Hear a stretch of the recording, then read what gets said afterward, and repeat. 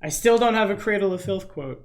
I was gonna have a Cradle of Filth quote. So glad for the madness. There we go. That's a random Cradle of Filth lyric, and we can put it together now for the first session of Carrion, that spoopy gothic horror piezo adventure path that we are officially underway on. Robin, Emmy, Anthony, thank you guys for your support on Patreon. Chewy, thank you for calling them drylands fish. I didn't know anybody else out there knew what a morel mushroom was, but Chewy's got my back, so he's good. Okay. They're tasty. Yeah, they are. They really are. And that's my tomorrow. It has been raining basically all week in Kansas City, and that's great. That means I can get more. And they sell for a lot too, so I'm going to eat them. Anyway, before we dive into the narrative, I'm going to take it. We'll consider this the in-character reflection for the hero point, I suppose. So you guys, because we're only capturing my webcam, we'll take it from top to bottom so you can identify a token with a voice. If you could reintroduce yourself, your character, your build, things of that nature, that'd be super sweet. Starting with the only character who didn't get some kind of feedback on their prologue, which I'm disappointed in, because like you're never gonna see a vampire hunter in like any other Paizo. Well, I guess you could, but like, where are the spoopy vampires? In Carrion Crown, not anywhere else. Chewy, tell us all about Edgar again, if you would. Edgar Xavier, a Dampier whose father is a Nosferatu. So they're very old looking, which means I'm very frail. And in the prologue, I have basically arthritis all the time. Mm-hmm. And at one point, I was at the inn that my mom that adopted me ran, and it was attacked by some sort of undead. And all the adventurers laid dead. I went to check on my mom. She was dead. I can't remember what happened, but I remember I woke up with the sword through that undead with it dead. There's a lot of dead in that sentence. But welcome to Carrion Crown. I took her to a doctor who tried his best to save her, very rude to me, and then the professor found me, taught me how to help kill the undead more effectively, and then I ran into he introduced me to the vampire hunter master, I guess you would call him, the one who taught me. And now I'm at heading to the funeral since I heard news of him being dead. The professor. A free aspirin sword. Indeed. I take that hero point. Yeah, the aspirin sword. Forgot that's what we'd called it. That's always what happens when you give someone a sweet item in a tabletop role-playing game. It always gets a meme name, but that's okay. Nature of the beast. And we'll move down the line now to the only person without a last name. And this is the part where Anthony's going to tell me that Molden has a last name that I've just missed. And that's why he doesn't have the last name on OBS. The character that everyone... Nope, I was an orphan. They didn't give me a last name. Nice, I did it. The person who has got the most, at least like race love so far in the backstories, I think the distinct comment was "Hunger Seed for the win." That's a little bit of spoiling what Anthony is playing. But Anthony, if you could reintroduce yourself, your character, your things of that nature, that would be sweet. My character's name is Molden. He is, as a mechanic-wise, he's a monster tactician, inquisitor. He is the Oni spawn, which is also called a hunger seed tiefling. He has blue skin, normally, if you could see his skin, with one horn in the center of his forehead, about 1.5 to 2 inches long. His main ability is to summon creatures. And then, because he's that's what monster tacticians do, is the summoner kind of thing. But for religious type summoners, he worships. Did we get over what I worship? Yeah, Feronia. Yes. Well, I just didn't know if we talked about that stuff. So we in the stream already. But yeah, worships Feronia. Was raised by the cult of Ragathile. The cult of memeing that name forever. And he was doing his job as going around as an inquisitor, working with the cult of Regathal, and they and then received word that somebody he at one point managed to save had passed away and is now on the way to meet with these guys, I guess, at the funeral. And I also got an evolution point last time, which I used to get some of that natural armor. Yeah, I thought that might be what you take. All right, fair enough. And we move down the line to the only person who's had, and again, it's kind of a crime against Chewie, because Chewie's build, like, you're never going to see anywhere else. That's probably not still objectively true, but like, who's gonna play a vampire hunter in like Jade region? There's no vampires. It's Carrion ground. This is what the vampires are. Ask Chewie your questions. No, it was our serendipity shaman that got all of the how to build a luck-based thing. If you thought the person playing a spawn of a Japanese demon was weird, no, we're coming basically straight from the equator. Old friend of mine, old friend of BDG's, formerly of the Interplanar Crossroads. Emmy, how you doing? Who are ya? What are ya? Okie dokie. So, I am playing Ciri Juliana, or Lady Luck, the Black Cat of Ravengrow. As you mentioned, she is a serendipity shaman, specifically a serendipity life shaman, with a little owl familiar, well, spirit animal, and she's an Amaroon, or catfolk. Good enough for me. Take Anything that. else? No, you're fine. You're all super good. You better hurry up and get the roll 20 though. I see you not in the roll 20. I am in roll 20. You're not in the game. I haven't launched. I logged in, I opened like the game file, and then I just didn't launch it. There you are. All right, your story checks out. And now we'll take it to the man with the German name at the bottom. I don't remember exactly who it was, and I don't remember the exact translation, but that was the comment. Was his name literally translates into something dark merchant. Is that on purpose? And probably so, because the dude is broadcasting from, that place. Our first big giant patron, Robin, how you doing? What are you playing? How are we gonna break this game wide open? Well, I'm doing great. I'm playing race-wise as Achaidh, also known as Fetchlings. I'm a Shadow Sorcerer, or more precisely an Umbro Sorcerer, which pretty much has like connections to the plane of shadows.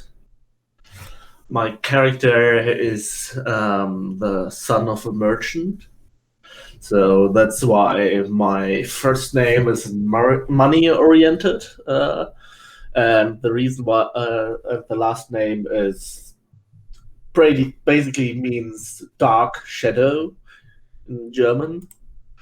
And I pretty much took German-sounding stuff because I'm German. I thought I should tie that in somehow as a somewhat of a like gag or something.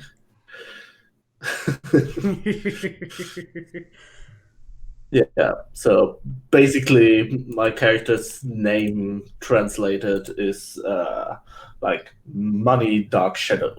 Yep, that was what it was. Yeah, fun's dark shadow. The fun part is though that the first name is actually like a real German name, because a lot of the names are usually like come from somewhere. So that name comes from the word money, which is Geld. Geld is money, and he's called Geldern, which is an actual very old German name. Okay, fair enough. I learned something today. Yeah, it's not something that it's still used pretty much, but it's a real name, not just some random gibberish, and it has tied into money. Yeah.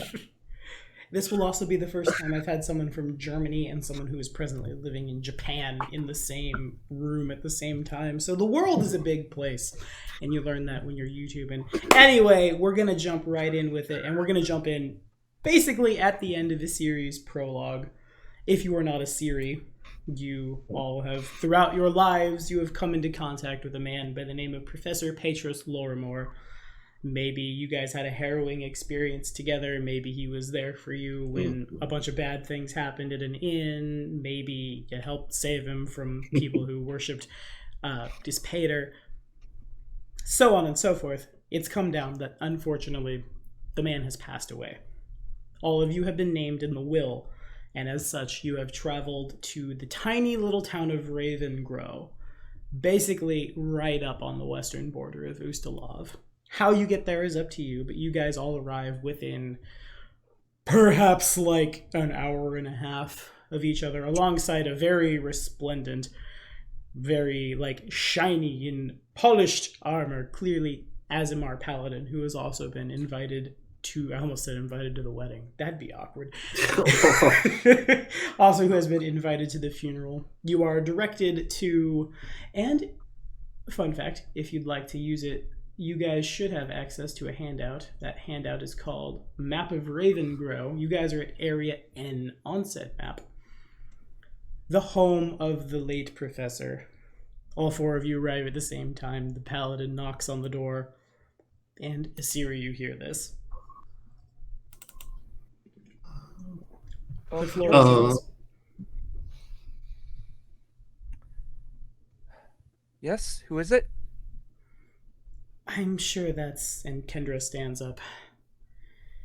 The people who were named in the will. Come in, it's open.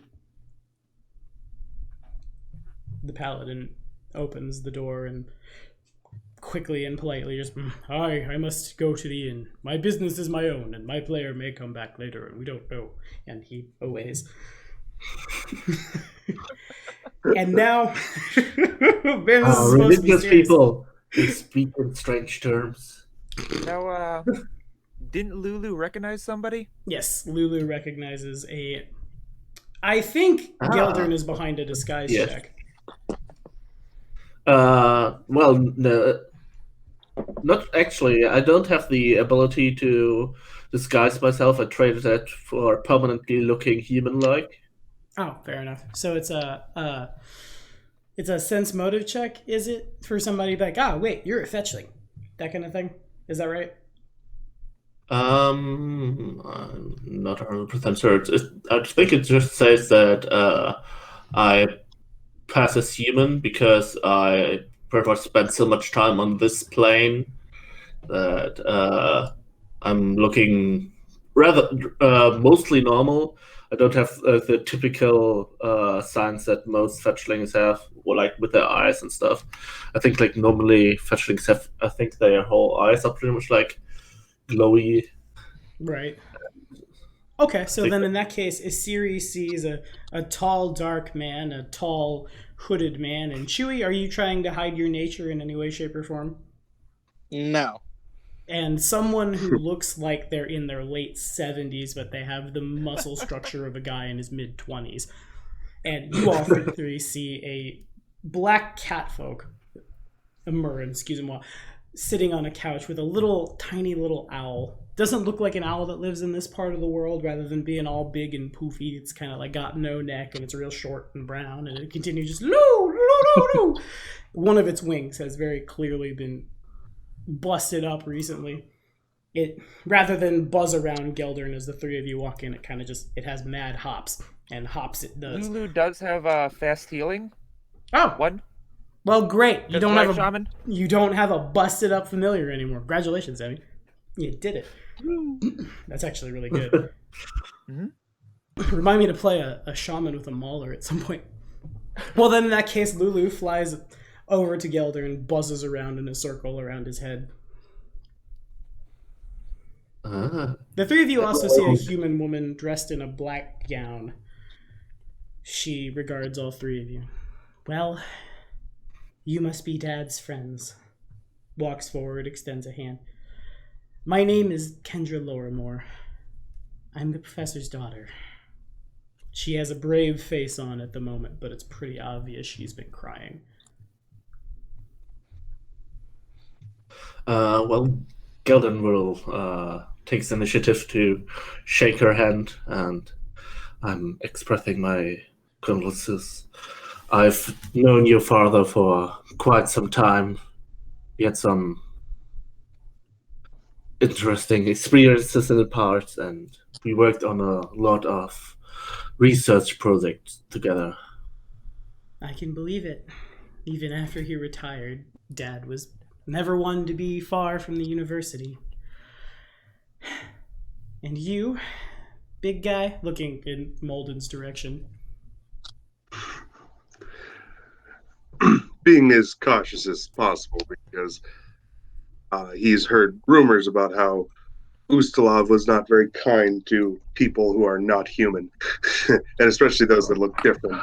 Is trying to not draw too much attention to himself. But as soon as she notices him, he's like, yes, I knew your father as well. And, just that's about it. Okay. She kind of hangs for a second. It's a little awkward.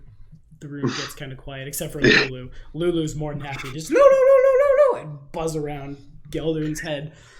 Probably stops occasionally to noozle, and then flies some more. And are you all right? No, you're a Danthier, aren't you? You're very brave to walk around in broad daylight looking like that. I'm surprised the townsfolk haven't run you off yet. I am surprised myself.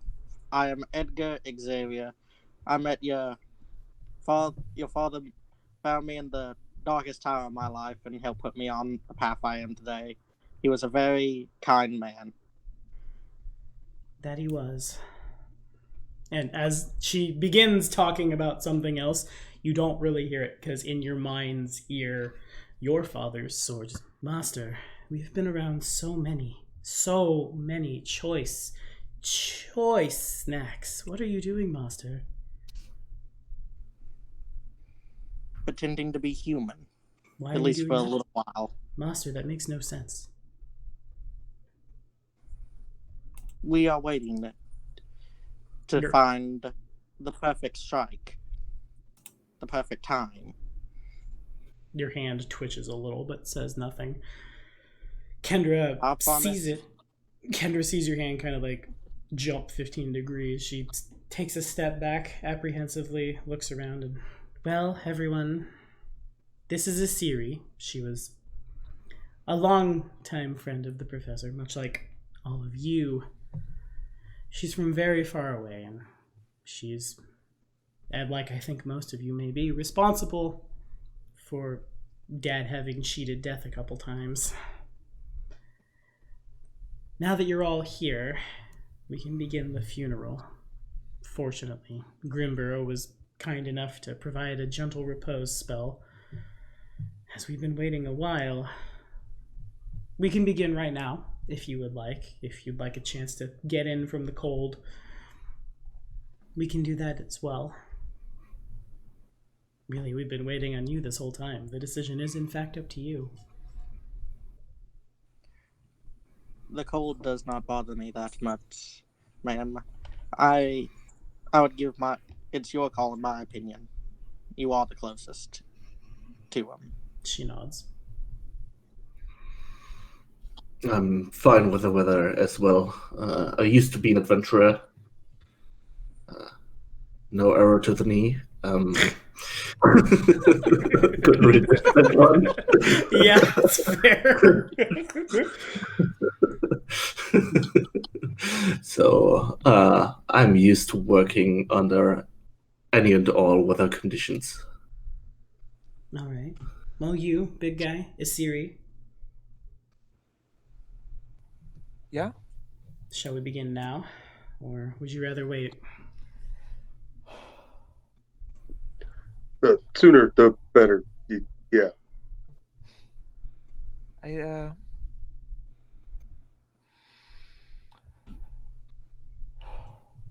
need Just a couple seconds to clear my head. So much has happened. She nods. Well, I'll be waiting outside whenever you're ready. Since you all were coming, I told Grimbear we wouldn't have any need for any pallbearers. Dad didn't have a lot of friends here in Ravengrow, but most of the people who are coming are too young or too old to carry a coffin. Fortunately, I guess we don't have to pay anyone. All four of you look plenty strong enough. And with Gendler that, looks down his scrawny body. Yeah, sure. with that, Kendra walks out the front door, moving past everybody. And this is probably around Don't the you first dare time. make us. It's probably around the first time that you, like, the four of you are really able to take each other in.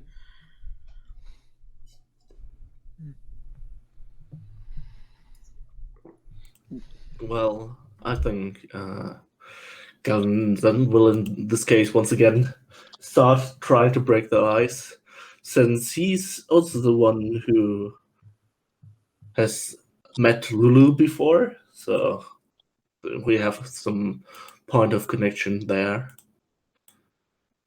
He's gonna move over and say, "So you're the friend who owns Lulu? Back when I first met the professor, he was bringing Lulu with him. Lulu had been through some tough times with me too, and they even chained the poor guy to the rocks too. He almost drowned, just like me." Who chained him to the rocks? Crazy cultists. They were. I'm not actually sure to whom or what they were praying and making sacrifices for, but apparently they weren't beneath sacrificing poor animals as well, in addition to all kinds of travelers. Reminds me of some folk that I met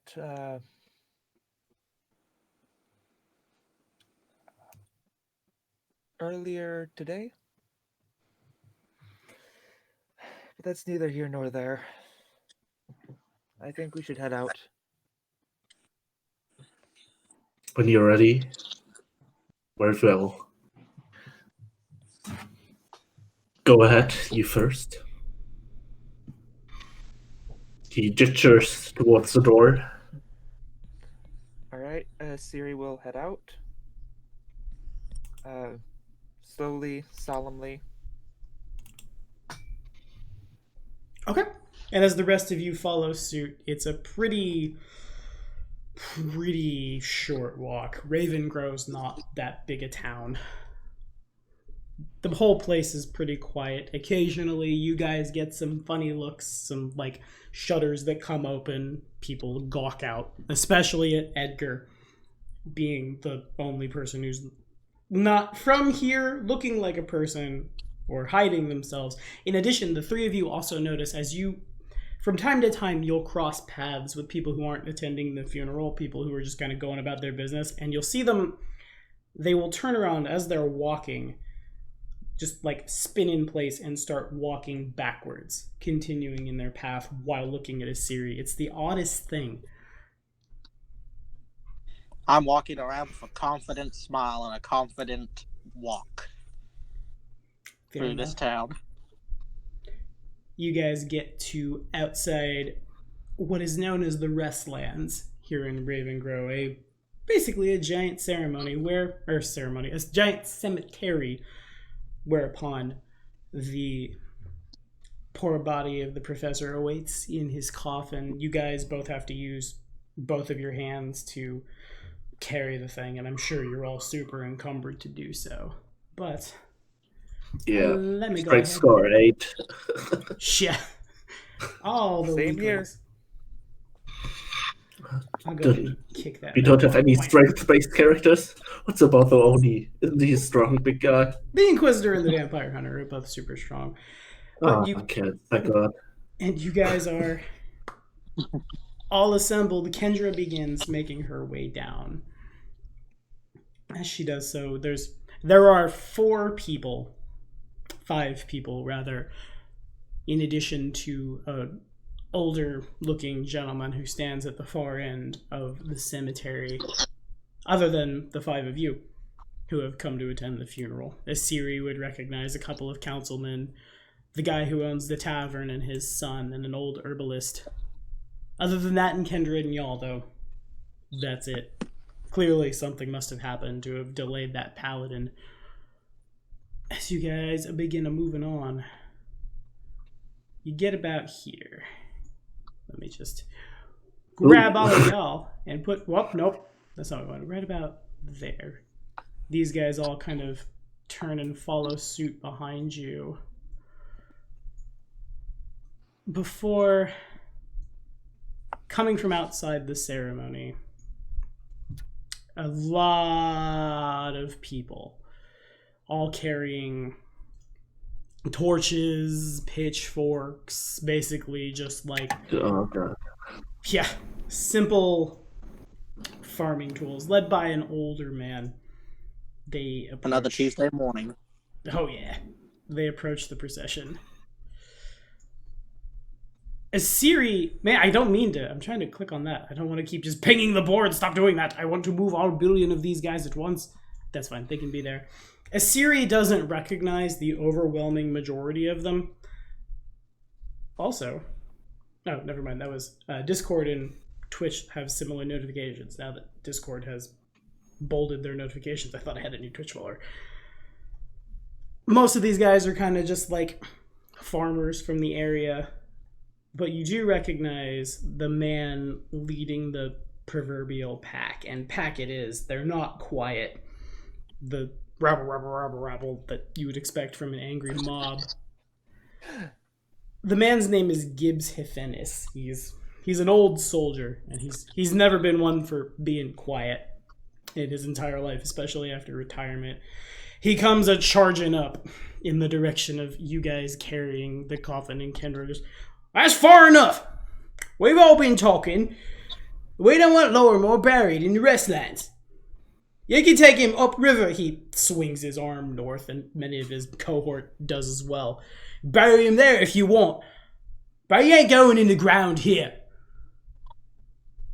Kendra, like, as if like something had like snapped in her, she goes from crying to like grim-faced determination. She turns and... What are you talking about? I arranged this with Father Grimborough. He's waiting. As you see, he and a couple of gravediggers truly are waiting farther down. The grave's already been...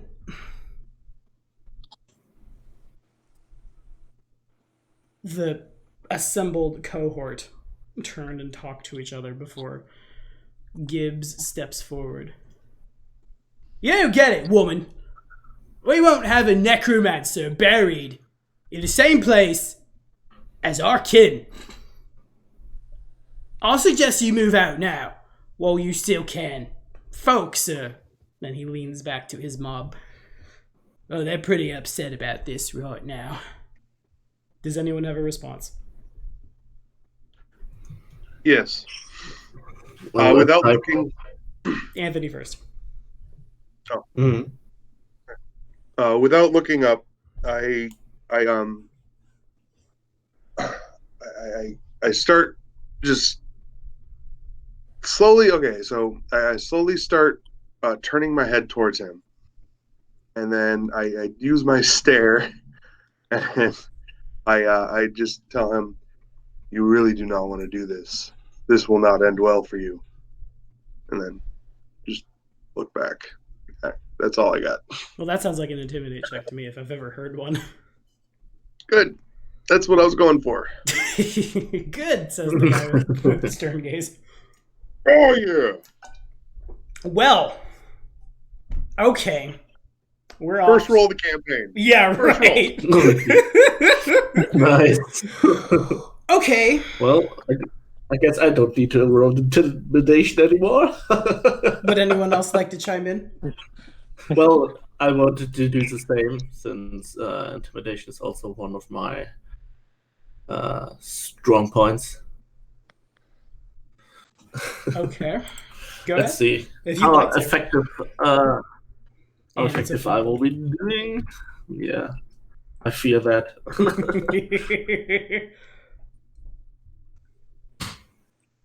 Oh Jesus! Oh, okay. That happened. Okay. 20. So, Gibbs gets a look in Molden's eyes, and Molden is probably like head and shoulders taller than everybody here. And like kind of looks up the hood and sees the hood isn't like just over his head, but it's whipped out a little bit because there's a horn that's pushing it forward. And his legs get really weak, really fast. They start knocking together. He looks down, realizes the shadows are all moving vaguely in Geldern's direction. And, oh, I knew it! These man's just got a bunch of freaks for friends. We can't take him, boys. You're gonna let him do whatever they want. Pharasma will sort him out later. Off we go then. And they all kind of just rabble. And way to beat the first encounter without doing anything. I'm sure Anthony has a much different story from his last Carrion ground run. And all of that done without anybody setting down the coffin. Okay. Kendra moves over to you guys and she puts a hand up on Molden's shoulder. Thank you so much. The last thing we need on today of ball days is idiots. Shall we? And she moves forward. And so does I'm gonna grab all of you. Stop doing that. Stop. I'm not selecting a piece. No, go there. There we go. We did it. You guys make your way over to a Syrian knows Father Grimburrow. He's much less ignorant than most of the people in Ravengrow. And to do his voice accurately, you'll have to forgive me if you're watching on YouTube or Twitch, but I forgot that I cannot do the voice of a man with no teeth while I have snake bites in. Because I can't bite my lip in the way that I need to. So everybody else makes their way over there. I am delaying until I can get the ball out on my other snake bite. God, I hate everything. I'm prepared to GM a session of Pathfinder. I could probably do it with one. Can I wiggle? Well, that's a convincing. I ain't got no teeth. Yeah, that's pretty good. I can take it. You guys make your way over. The gravediggers take the coffin from you, and they begin to lower it down. Kendra starts crying. The people assembled are very somber. Grimburrow just, well, I don't know what was going on down there, but I'm sure glad we didn't have to deal with it today of all days. Today we are gathered here as Tommy zooms in on the Roll20 so y'all can see Grimburrow clearly don't have no teeth. We are gathered here today to mourn the death of Professor Patrice Ravenmoor. He was smarter than a lot of us. He got out of Ravengrow, big man about town, some university somewhere. But he has returned to us, and it's here in his home, in these restlands, that he will find his peace. Unfortunately, several, I should have got that other snake bite out, of the professor's friends, well, they're off in them big cities. They couldn't quite make their way out here, so they send their regards on their own. But people in Ravengrow, well, we keep to our families. We keep to the people we know. We don't really get outsiders here much. He turns towards the four of you. I guess except for you, Sarah, you've been here a while. I don't know why people be walking backwards around you thinking you're some kind of bad luck or something. He begins making weird, sucky, no teeth noises. If any of y'all have something you might want to say, Now would be the time. He steps back.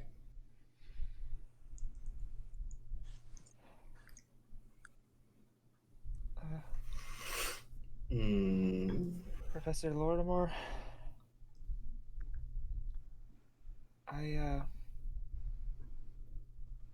I'll miss you.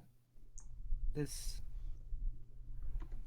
Ravengrow has come to be almost a second home to me, and that is your doing. Thank you. Well, yeah, I say that's about true. Anybody else? Yeah, Gildon will take a step forward. Say, he was a great father, colleague, and friend to many of us. I hope he will be able to rest in peace.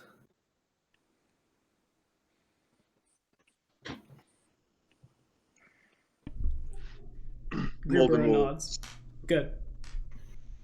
Molden will step up and looking very awkward and looking around, and I don't have much to say, but it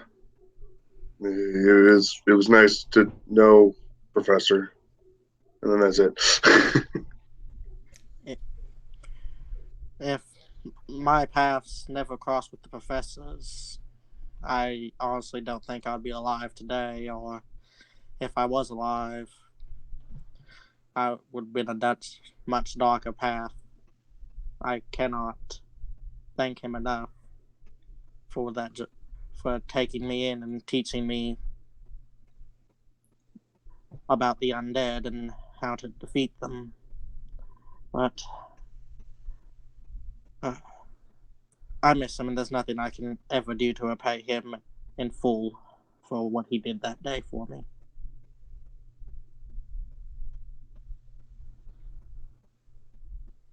Okay. I know we've tempted RNG fate today.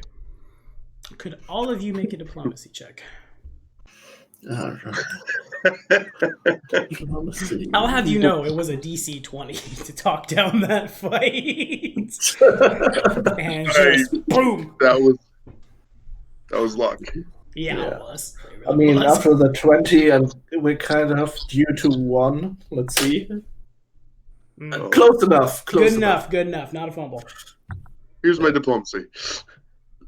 See, I said it. After that 20, you just had to roll. All right, Asiri. The E train's coming in. One day. You're all too sad to diplomatize. Probably, yeah. Considering I get no benefits from my class for diplomacy or race. Indeed. Okay, so everybody's speeches, a series is the most, moving of the lot of them, but by and large, it's just kind of awkward. Everybody behind you realizes that there was almost like a knockdown, drag-out brawl in the middle of the funeral. Kendra hears all four of you, and she, openly crying, nods and takes a hanky and dabs herself. Father Grimburrow, well, if there ain't nobody else, I say it's time to, say goodbye. The gravediggers begin putting dirt over top of the coffin. As for Gibbs and all his people, I'll go have a talk to them. I'm gonna make sure they turn themselves into the sheriff. Disrespecting the dead in the middle of a funeral. Y'all can see Pharasma's holy symbol hanging from Grimburrow's neck. How dare they?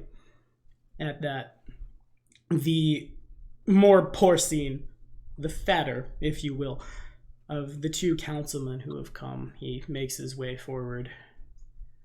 I don't know about that one, Father. I'm sure these... The man looks at the four of you, And he does walk backwards as he walks past his Siri.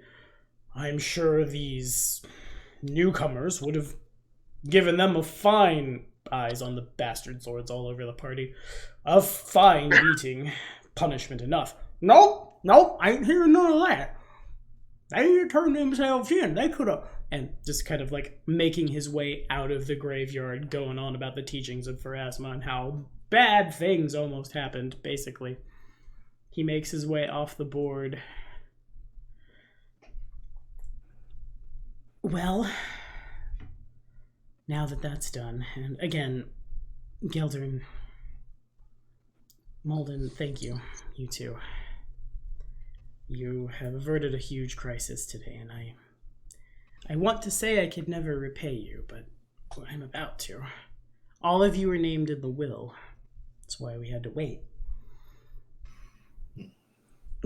Well, it would have been a great shame if we had spilled blood on this place on such a day. Why, yes, it would have. You can't be doing that on the day of the funeral. That's just disrespectful to all these folk that are buried here in the Restlands. They call them kin, but they're trying to water their grave with blood. And off goes Grimborough, still just going on about all of the bad things that almost happened. Well, Counselor Heartmouth, whenever you're ready, we can do the thing. Of course, yes. I'm ready now. Shall we? And he begins walking back in the direction of the Lorimore house. Does anybody have anything else they want to do on this screen before we move forward? Nope. Alrighty. No. Nice. Encounter today. We all need our character sheets ready today. Nope. That didn't happen. That's not what happened at all. Okay. Thanks, RNG. Well, we somewhat needed them. We did roll 2 checks so far. That's fair. So you guys make your way back. It's a bit of a walk.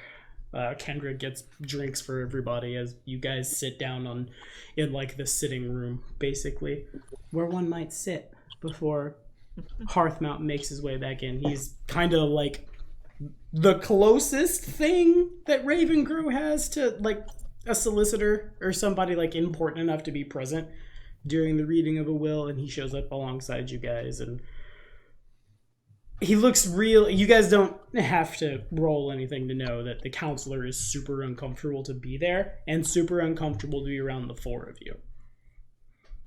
Outsiders, as Siri would know, are not a common thing in Ravengrow, let alone like someone who is openly a Damphir, just out and about in front of people. Don't worry, we were friends of the late professor. Of course. He trusted us. And so I suppose we will. But we have business to attend to. And the councilman produces a scroll case. He shows it to everyone. Just, well, see, unbroken. The wax seal, of course. He opens it. As he does so, everyone sees a small iron key drop from the will and slam onto the table.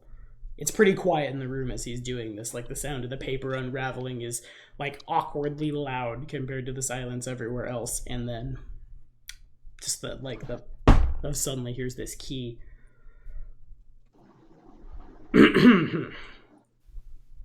Well, I suppose we should get to it. He unrolls the thing and produces a pair of real thick glasses so he can get in and read it. You eyes the key curiously. Good. I, Petrus Lorimore, go ahead and make a check. Being of sound mind, do hereby commit to this parchment my last will and testament. Let it be known that, with the exception of the specific details below, I leave my home and personal belongings entire to my daughter Kendra. Use them or sell them as you see fit, my child. Councilman Hearthmouth looks at Kendra. Kendra puts on a brave face, nods. To my old friends. I assume that must mean the 4 of you. Nice. I will ask you how that's a plus 13 at level 1 in a second. For now, we must read. I hate to impose upon you all, but there are a few others who are capable of appreciating the true significance of what it is I have to ask. As some of you know, I have devoted many of my studies to all manner of evil, that I might know the enemy and inform those better positioned to stand against it. The councilman's eyebrows are pretty high up as he's reading this, kind of like a yeah, whatever face.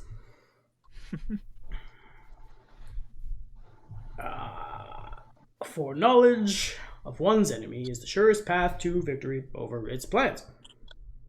And so, over the course of my lifetime, I have seen fit to acquire a significant collection of valuable but dangerous tomes, any of which in the wrong circumstances could have led to an awkward legal situation. The counselor kind of hangs on that.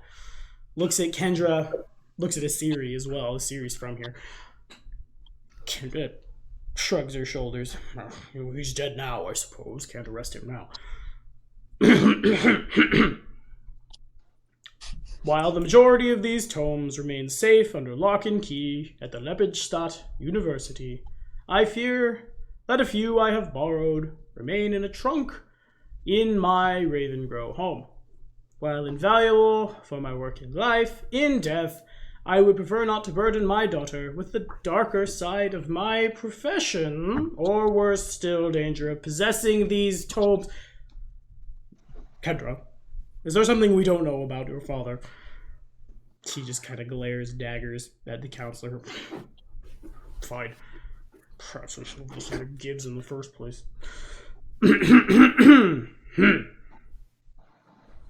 Or worse still, the danger of possessing these tomes herself. As such, I am entrusting my chest of tomes to you, I assume. He waves at the four of you. Posthumously. I ask that you please deliver the collection to my colleagues at the University of Lepidstadt, who will put them to good use for the betterment of the, and his one hand that's not holding the scroll, cause, he air quotes at you. The owl does not have its own perception. I see you put that in the Discord. It uses its wisdom modifier and your ranks in perception. It does not use it as from the bestiary entry for an owl. That's what I thought it was you use whichever rank is higher, your own or the bestiary entry as per the rules. I'm pretty sure the bestiary entry doesn't matter when it becomes a familiar. Or could be wrong. In any case. Well, yet, before you leave for Lepidstadt, and someone in the comments on YouTube will grill me for that because I never had familiars, but we'll get there later. There is the matter of another favor. Please delay your journey 1 month and spend that period of time here in Ravengrow. The councilman rolls his eyes. So, to ensure that my daughter is safe and sound, she has no one to count on now that I am gone. Looks at Asiri awkwardly. Looks back. From my savings, I have also willed to each of you a sum of 100 platinum pieces for safekeeping. I have left these funds with Embreth Daramid, one of my most trusted friends in Lepidstadt. She has been instructed to issue this payment upon the safe delivery of the borrowed tomes no sooner than 1 month after the date of the reading of this will. I, Professor Lorimore, hereby sign this will in Ravengrow on the first day of Callistril in the year 4712. At that, the councilman looks at Kendra. Kendra just, thank you, you may go. And he promptly does. Wasting no time, out he walks.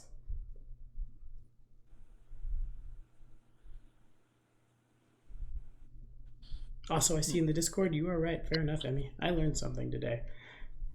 Lulu looks at the key. Lulu is completely sure, just like beyond a shadow of a doubt, what chest that key goes to. She's seen it before. It sits in the professor's study. Well, that makes a lot of sense. This also has been very generous. 100 platinum pieces. That's Jeez. a It's- lot of stuff. Yeah, especially for like each one of us. I mean, 100 platinum pieces on their own is a lot, but per What do person, your father do for a living besides the? I didn't think the university would pay that much. He Well- was well traveled. That's true. Again, thank you guys for coming. I don't know. I don't know if I want to stay in Ravengrow or sell the house. You guys are going to be here a month anyway. I might as well take that time to decide. In the meantime, it's certainly big enough to house all of you, and there's enough food here to feed everyone. Certainly, Siri, your place is obviously here. Just because Dad's gone doesn't mean I'm going to run you out to stay at the inn. Anyway, I'm going to go get that chest. I'll be right back. Kendra stands up and makes her way out of the room. Looks like Is it we're all okay going if to. Lulu grabs the key, or is Kendra taking it? The key sits on the table still. I'd like to look around the rest of the room, Perception! see if I can see it. Okay. So, the professor's house is, like, it's big enough that the four of you plus Kendra could stay here, and, like, there's enough space, assuming someone's probably going to sleep on the couch, that no one's going to, like, bump into each other. It's a pretty modest affair. Not, like, wall-to-wall with books or anything super fancy. There's a couch, which you probably can see, like, a bit of cat hair on it from where Asiri has been laying. Other than that, it's just kind of quiet, you know? The professor lives in town. There's people moving around the town. But inside, it's like, awkwardly, quietly peaceful. Oh, well, I can That's take wrong. the couch, I guess. That's what Molden says. This question, you all in the room, may seem a bit out of place, but do any of you all are familiar with the Archminos name at all? can't say that I've heard of it before. I was part of some of the research, but my research that I joined didn't take part of that. It was more about the power of magic bloodlines and the plane of shadows. As a player, I have no idea what it is. So, have I ever met a fetchling before? I can't remember the actual name. You might have bumped into Kayal. one too. Yes, Kayal. K-A-Y-A-L. You've probably at least heard of them, and Geldern doesn't really look like one. The thing about the Kayal is they have the same nictitating membrane, I think is what it's called, that Asiri would have, and also cats do, in such a way that, like, if you were to shine light in a fetchling's eyes, they would glow back, kind of like a cat at night, right? And then you catch it in a flashlight, and here's these little starry, glowy orbs. Also, their skin tends to be, like, deathly gray, pale, as if they were a human who all of the color had been, like, sucked out of. That kind of thing. Some are even the opposite and have like actual pure black skin. And some of them also will dye their skin and hair bright, vibrant colors to try to, like, stand out. But Geldern kind of just looks like a slightly paler, slightly darker haired human. For example, their eyes are pupil-less and pronounced. They typically glow a luminescent shade of yellow or grayish yellow, though some rare individuals have blue-green eyes, which is also the case for Geldern, who has green eyes. Okay. So, you are a spellcaster, Geldern. Yes, but not a learned one. My spellcasting abilities come from my heritage, my bloodline. It's about this time that I think Asiri would start breaking out in hives a little bit. She has a clutched bit of broken bit of silver. Not like a silver piece, but like a bit of dagger. A broken piece of a dagger? Some kind of blade. Mm.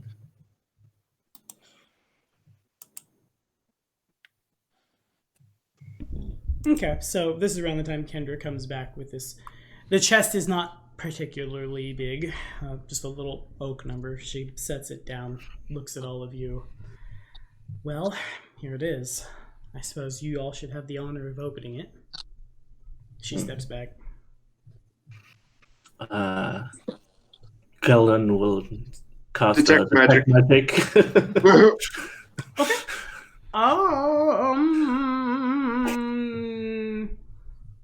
The chest does not ping. Both of you are smart enough to realize that if there was something magic inside the chest is too thick. It would block line of effect from the spell. Well, it lasts a bit. I was just precasting, so if you can tell that as soon as it opens, we can tell if there any of the books might have more to them than the eye meets. Okay, makes sense. I mean, he has touched it many times before, so it's probably okay to touch it. Otherwise, we could open it from afar with Mage Hand, but it seems a bit off the top. So Geldern's sitting here like, do we want to back up? Do we want to open it cautiously? Molden picks up the key and in it goes, and it fits perfectly. The chest pops open, and inside there are several dusty old tomes. Those are the ones that are pinging as magic, and there's several schools that ping. On top of them, there is a book, a simple leather thing scratched into the leather of this book as if someone had hastily grabbed a dagger and just dug in to carve in the words "Read me now" with an exclamation point. That's the one I read. Okay. Molden grabs I it. think someone wants to draw attention. Okay. I cast Read Magic and look over his shoulder. Okay, it doesn't detect his magic. This AP is really all over the place from this part forward, so I have a lot of book jumping. In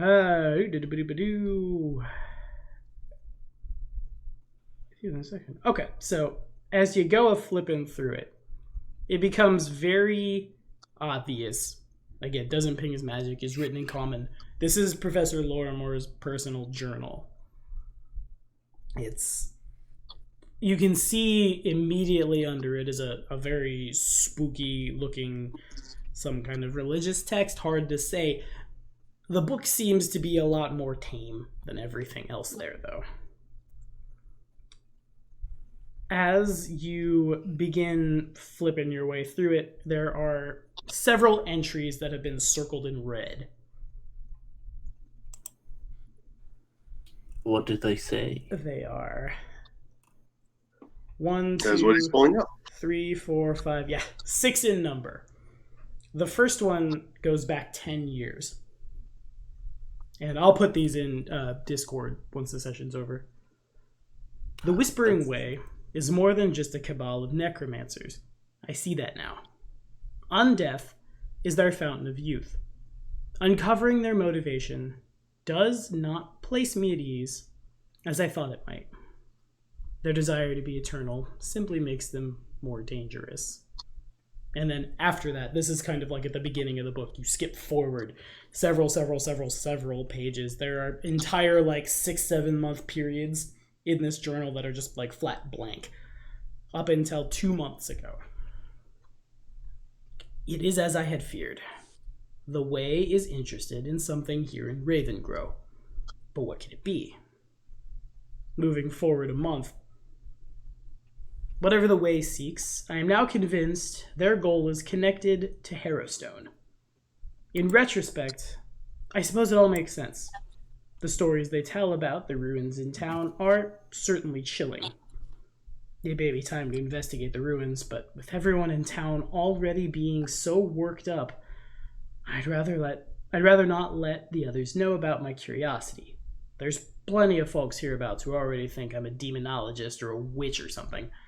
Ignorant fools. I didn't mean to go full Palpatine on that one, but it's relevant. Jumping forward to 18 days ago.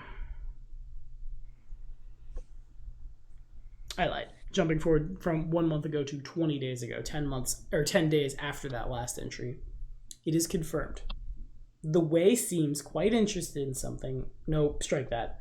Someone who was held in Harrowstone. But who specifically is the Way after? I need a list of everyone who died the night of the fire. Everyone. The Temple of Pharasma must have such a list. Then forward 2 more days. I see now just how ill-prepared I was when I last set out for the Harrowstone. I am lucky to have returned at all. The ghosts, if indeed they were ghosts, for I did not find it prudent to investigate further, prevented me from transcribing the strange symbols I found etched along the foundation. Hopefully, on my next visit, I will be more prepared. Thankfully, the necessary tools to defend against spirits are already here in Ravengrow. I know that the Church of Pharasma used to store them in a false crypt in the Restlands at the intersection between Eversleep and the Black Path. I am not certain if the current clergy even knows of what their predecessors have hidden down there. If my luck holds, I should be able to slip in and out with a few borrowed items. And then the next day, tomorrow evening, I return to the prison. It is imperative the Way does not finish. My caution has already cost me too much time. I am not sure what will happen if I am too late, but if my theory is right, the entire town could be at risk. I don't have time to update my will, so I'll leave this in the chest where it will be sure to be found, should the worst come to pass. That is the final entry in the journal.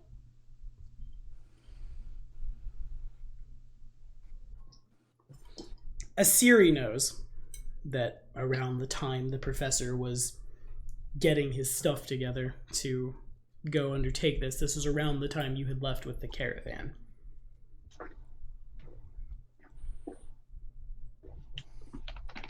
As you guys have been flipping through, before any of the chest had opened, Kendra has stepped out of the room.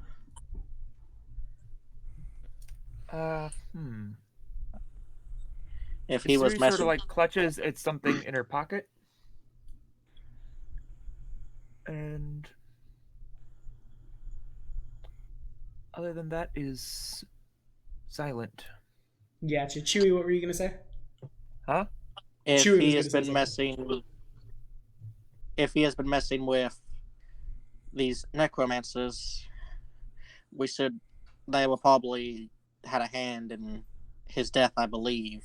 I can't jump to conclusions, and they might be wanting to get off his daughter for messing with them as well.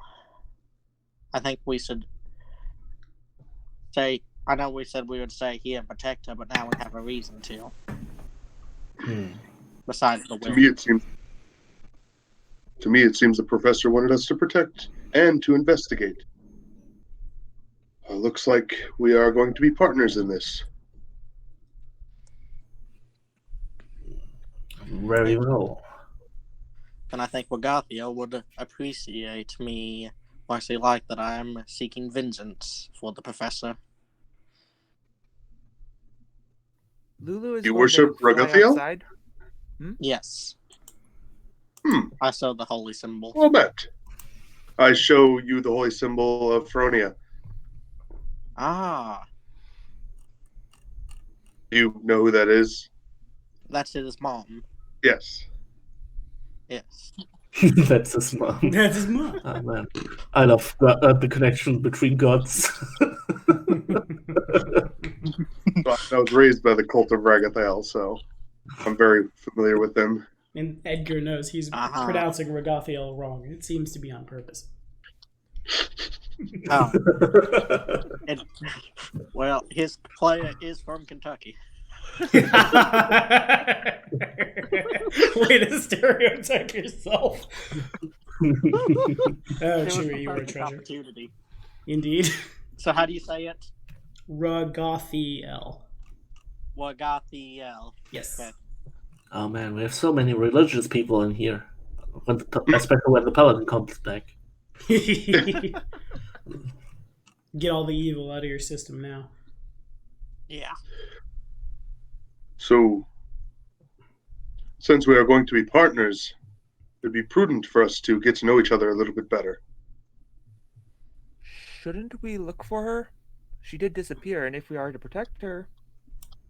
You can hear That her. is a good point. She's gone into the kitchen. Okay. I believe she just wants some privacy. We did bury her father today.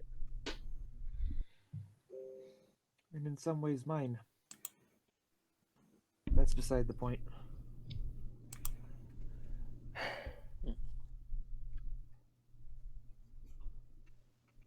What can you tell me of this Harrowstone?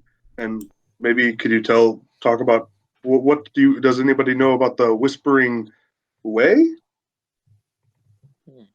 Tommy, would Gelden know anything about that as one of his research partners in some Or of would these I things? know from a vampire lead or undead lead? Well, you guys can certainly all make knowledge checks. Geldern hasn't heard anything. You basically make whichever ones you think are reasonable, because like if I tell you which one, it's kind of metagamey. But by that same notion, you can also like sometimes justify the wrong knowledge check for the right thing. Anyway, as far as Geldern knows, none of this ever really came up. Geldern knows that there were some people who came through, like when you were at the university, who obviously like they didn't belong there. They were a little too like rich and nobly, but certainly no necromancy. Okay. People I could rip off, but who weren't actually evil. Pretty much. Knowledge, religion. Is that about the Whispering Way? Arcane for That me. seems pretty adequate. Yeah. Okay. Are you both yeah. Are you both swinging at the Whispering Way or Harrowstone? Whispering Way. I was doing Whispering Way as well for religion. Okay. I have no idea what I'm going to roll for Harrowstone. That's fair. Well, both of you certainly like your time at some aspect of a good or at least not necromantic church, and Molded's time sussing out these people. You both know that the Whispering Way it's an organization of necromancers that have been active in the Inner Sea forever and ever and ever. You both also know that agents of the Whispering Way will often, like, they will either be they themselves undead, or they will seek alliances with the intelligent undead, and Geldern's killing it. The most notorious member, yeah, right. The most notorious member of the Whispering Way is none other than Tar-Baphon, the Whispering Tyrant himself. Although, of course, the society has existed longer than he, and Tar-Baphon is presently imprisoned. Geldern's Arcana check nets him... yeah, sure, I'll give you all of it. Geldern has picked up a little more about the Whispering Way in his time. He knows that the Whispering Way itself is not, like... It's not written down anywhere. It's a series of philosophies that can only be transferred literally via a whisper. The exact goals and the exact nature of that philosophy are thus difficult for the uninitiated to learn anything about. And somehow, despite all that, Geldern has picked up that the number one goal of the people who are in the Whispering Way, you join basically because you're looking for different formula to create a lich. or specifically to turn yourself into one. Huh. In Okay. addition, we also have the secondary goal of freeing the most famous lich on Galarian and the most famous member of the Whispering Way, Tarbafon himself. These agents will often travel to remote sites or areas that are haunted, or sites where there's like a known nesting ground of zombies, ghouls, undead of all shapes and sizes, basically, to perform field research, basically, or even like to capture ghouls for their own nefarious needs. The symbol of the Whispering Way is a gagged skull, and that's because those who learn too many of the Whispering Way's secrets are often murdered, and when this happens, their mouths are mutilated in such a way that you can't go cast Speak with Dead on them. So, like, breaking off someone's jaw, cutting their tongue out, vocal cords, things of that nature, it's all pretty common fare. And I see Asiri has a nature check. Is that for the Whispering Way or for Herostone? Hero stone. It's a Alright. stone, so nature. Bear. And you probably also know where the place is because you're from here. Ah. It's a ruined prison, is what it is. It was partially destroyed in a fire. About it was in 4661. It is presently 4712. You do the math. I don't wanna. The building has stood vacant ever since, though. The locals suspect that it's haunted and no one really goes around there. You know that it was built a while ago, based on like how long the stones have been sitting there, because you, being ever curious, have occasionally poked your head up there. Ravengrow was founded basically at the same time as the prison,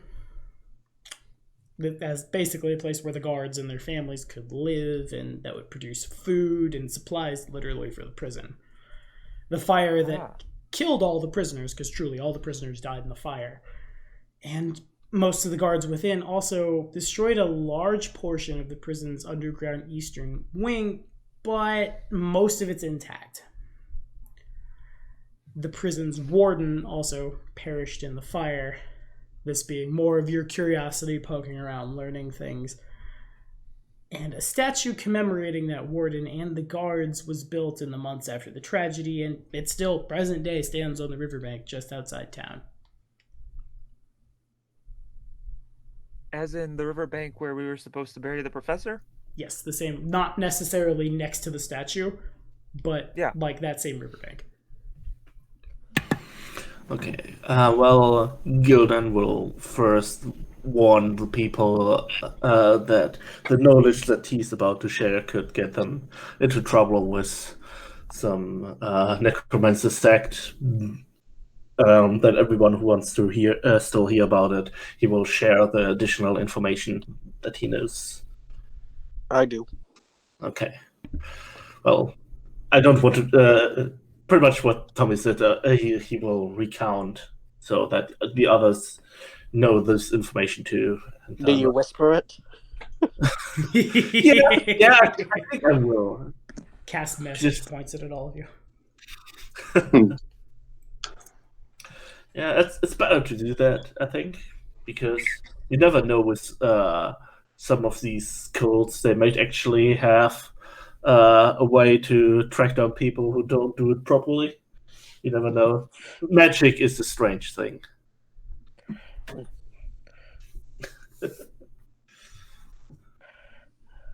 So, I shall whisper to you all the information super secretly. But you might still get hunted down and get your tongue cut out and your jaw taken away.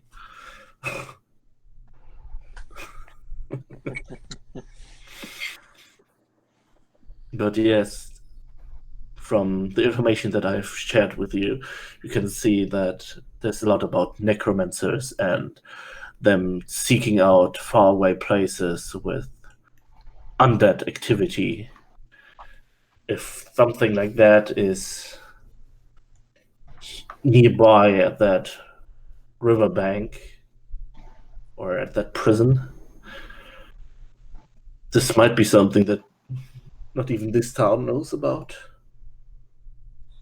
But the professor might have uncovered something here. Either way, it looks like we have an investigation to perform. Mm-hmm. I agree with that. You said there were other books in the box? Yes, there are a total of 4 additional books in the box. And they all count as magical? 2 of them do. Well, no, 3 of them do, I feel like. Yeah. The first one sitting on top, like immediately under the journal, is a beautiful purple thing. There's a gigantic brass scarab beetle, which most of you guys probably just know as a beetle, but Asiri being from Garud, like, yes, scarab beetle. Just kind of like slammed on the center of it with a single eye on the thorax of the thing. It's very clearly locked.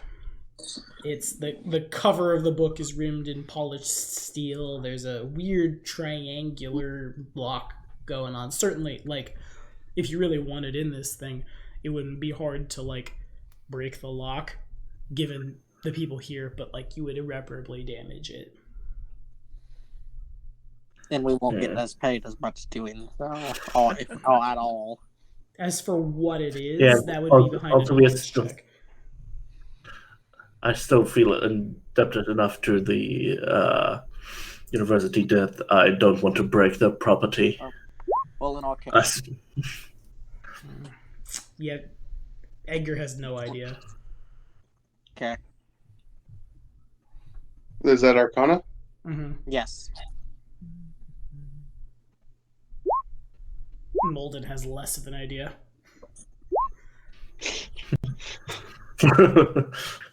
It's a little of an idea he rolled. Knowledge local about that scarab picture? Yeah, sure. See if she recognizes it? Mm-hmm. Seems good. All right. This has nothing to do with monsters, right? Not this one. No monster lore here. Yeah. I forget if there's any bonuses to knowledge local for actually, like, being local. There's not. There's just, like, a much easier way to, like, meta describe why you have that information, I guess. Fair This enough. book is That's clearly just a not straight from D20. Ravengrow, though. Yep. No idea. Wah wah. No clue. Never seen it before. Well, Geldern got let's anything? give Geldern with give the it a gilded shot. dice. Not nah. a clue. Oh, wait a minute. Well, it doesn't matter. The roll's too low anyways. Fair enough. Okay. So then immediately It's something under, that's 21. immediately under that book, as you like pick it up and move it, there's a jet black book. It's not locked. As you open it, on the very first page, there is a like a little note tucked into like the back cover. It falls out and says, basically it indicates that it should be delivered to, how do you pronounce that? These names are weird. Montigny Crowell, who Geldern would know as a professor of antiquities at the university. In addition, the back of the fancy purple book is supposed to be delivered, according to the note that's stuck to it, it's supposed to be delivered to that Embrith Daramid, the person that was named in the will, who is, like, immediately below that it indicates she's a judge at the courthouse in Lepidstadt. But there's a little, like, addendum, please deliver to her house, handled discreetly. And there's a convenient map which leads right to her house. Okay. And this book pings as magic, but not as much as the other two.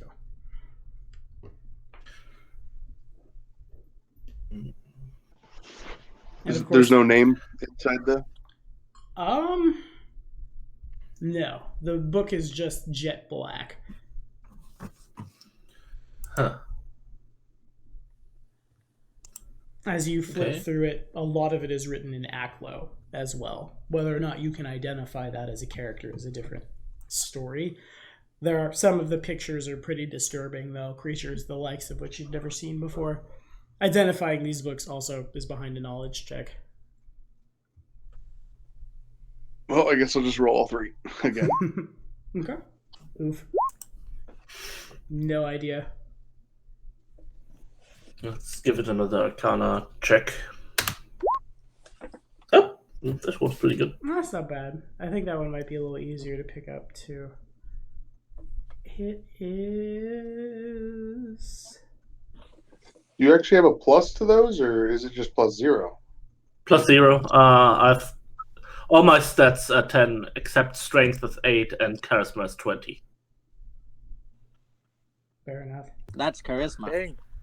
Chewie and Geldern both have no idea. Yeah. Geldern can put together that it's clearly about, like, things that go bump in the night and things that don't make sense and madness and stuff like that.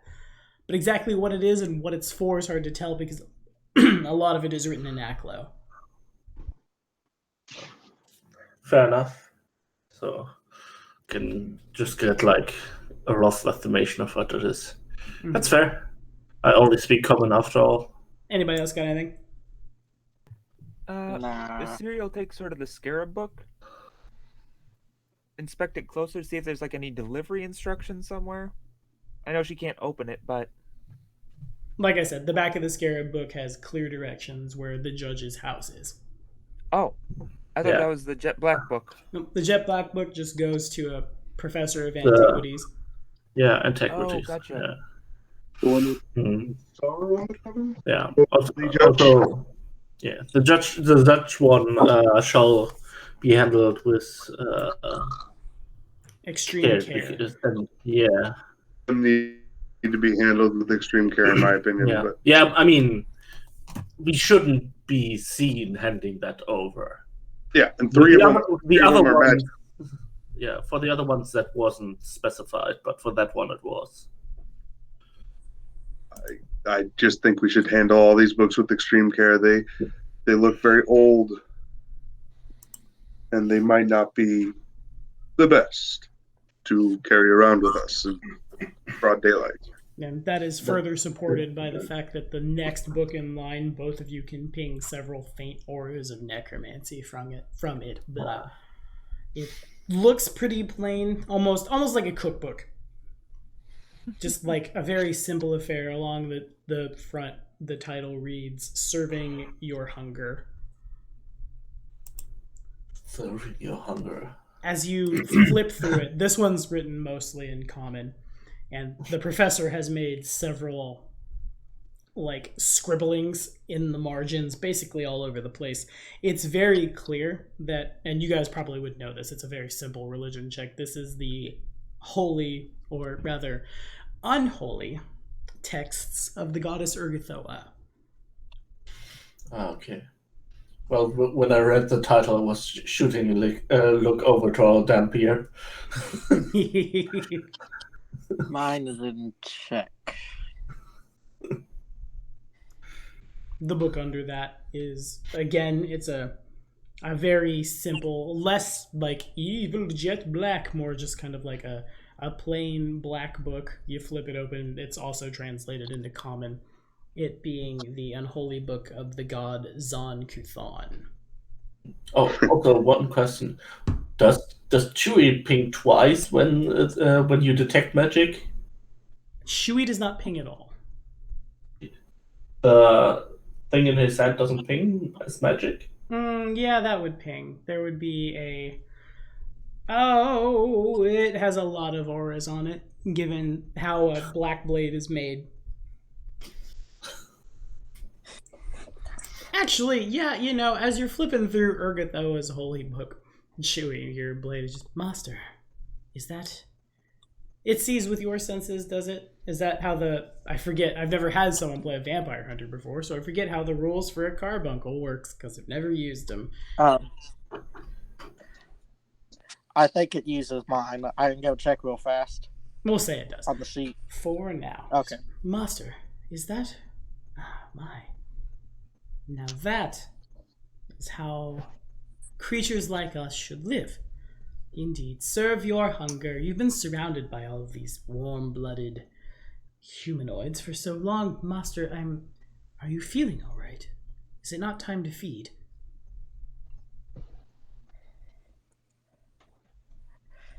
I say to it, it will be time to feed when we see one of these members of the Whispering Way. What better way? Is he talking? Is he talking to himself? I can I talk think in my he's head. talking in his mind. Okay. The prologue. That was a good question. Yeah. Like, whoa, wait a minute. Yes, Master, the Whispering Way. I remember them. But that is a discussion for another time, of course. I will wait patiently. It goes silent. Yes. And then I make like a nod, since I'm still not used to talking to it, just like a nod. Does anybody notice this nod? How are you trying to hide it, Chewie? I will say hasn't it been like a week or so? Yeah, it's been a while. I'm not used a while. Mm-hmm. I mean, my character's going to be suspicious of all these people at this point still. Okay, in that case, sorta Chewie either needs to make a bluff check or is found out. Opposed by the sense motive of the Inquisitor. Here we go. Section 1. PvP. Counterly. Well, I have a high bluff. Oh, jeez. Do you? It's a +6. Okay. Yeah, so, but you're rolling against the +8. there's something weird about that Dampier. I mean, he's a Dampier. Yeah. There's something weird about him that's not related to him being a half vampire.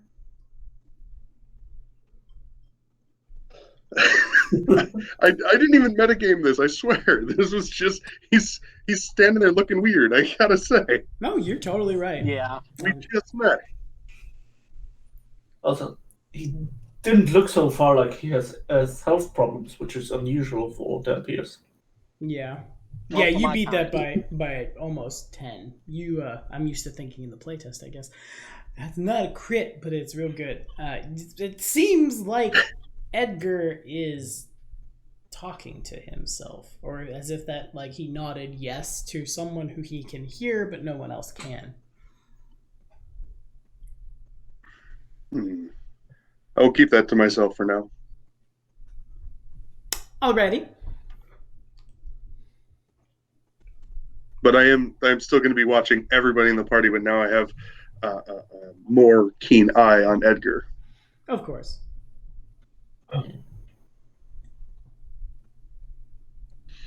So, we have these books. We found out this journal. How late is it in the day? It's probably like a little afternoon at this point. Yeah. Funerals are usually held in the morning. Especially because it was a really short one, too. Should we talk to the professor's daughter? I don't think she can handle all the news, but we should tell at least something of what we found. The one thing certainly is that we both want to investigate, and at the same time we also want to protect her, which can conflict in some ways.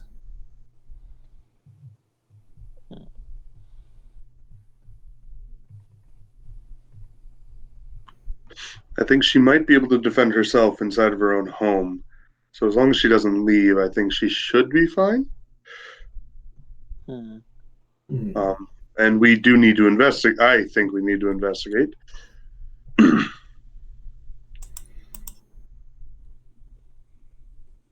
Okay. So, where should we start? I think we should look for that secret thing at the secret crypt at the funeral site. There's a what? You mean at the riverbank? I thought at the one church had like a false crypt that had stuff in it he was going to borrow. And where do you know where this place is? I do not know where it is at, but we could start where he found the information from at the church. You guys do So you're have a saying we vague should go to the idea church? from the note. The hang on, I'm scrolling. The note is written in cursive, and that's making me angry because I'm not used to reading cursive. I hate everyone. It said some whoop whoop doo doo doo. Between there are the roads in that graveyard. They are named the Eversleep and the Black Path were both called out in the professor's journal. There's a false crypt in the Breastlands at the intersection between the Eversleep and the Black Crypt, or the Black Path rather, which is not super far from where the professor is buried. You guys are still on that map right here. Okay, I was wondering if it's the left one or the right one. Okay, so then it's probably this one? Right back here. Somewhere in, like, that's the intersection in question. One of those is. I just noticed it's the same color. We should probably not have that. I will take a deep purple in that case. True, it also has purple. Stick something else in. Deep red. Deep red sounds good. Yes, works. And what do you think about the Alright. Horror Stone? That was also mentioned. Was the Horror Stone? Was that something separate from that whole prison thing? Harrowstone is the name of the prison. Okay, I was wondering if it was one of the same thing or. Okay, so that's the name of the prison. Well, I can assume that there might be a lot of resentful feelings there if that burnt down. That could be a place for the ghosts and undead. Potentially. Makes sense. I think we should go to the false crypt. Yeah, it's If the closer. Whispering Way knows about it, they're going to try to get the tools in there away from us. Yeah, and also it's certainly way closer to us right now. So we can do that real quick. The question is, do you want to do it now in the middle of the day? What better time? Right after a funeral, we can go back and pretend, act like we are visiting the grave, being as it's fairly close. It won't be awkward for us being there today. It might be more, the further away from the funeral. Mm-hmm. We should tell his daughter that we are going. That, yeah. Okay. At this, Kendra kind of sticks her head out. There's not a door that separates the room you're in from the kitchen, but there's remove the door from the frame. The frame still sits there as a means of separating the rooms. She sticks her head through. I'm sorry, inform me of what?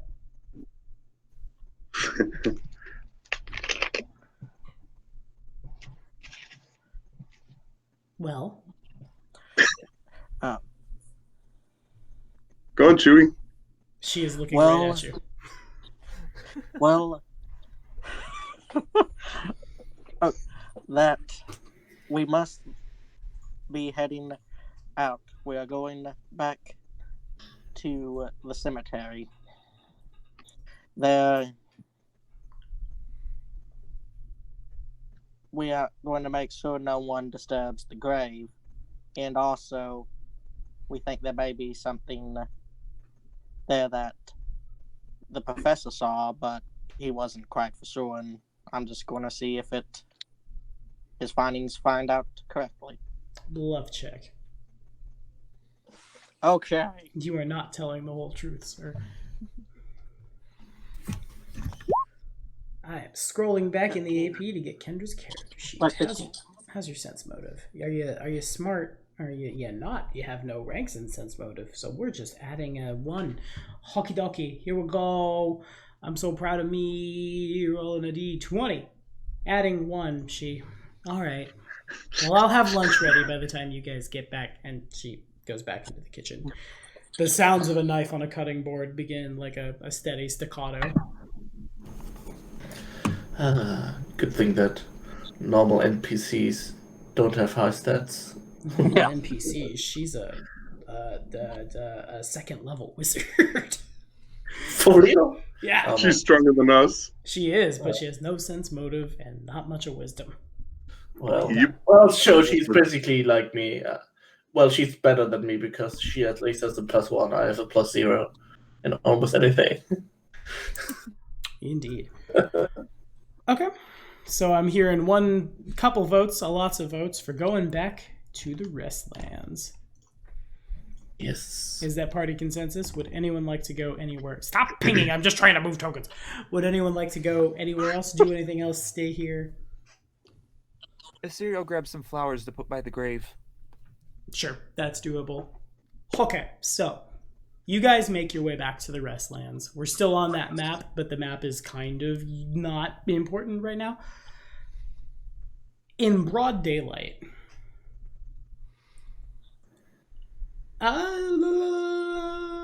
Chewy, would you call it high or low for me?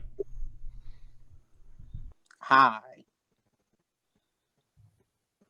So you want a result of 50 or greater. The dice are with you, and the Restlands are unoccupied, and no one sees you make your way there. It's completely empty except for the four of you. If you want people to trust you, don't hide yourself.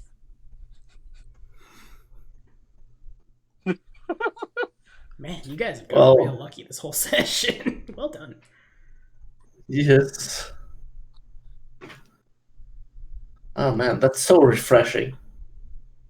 Yeah.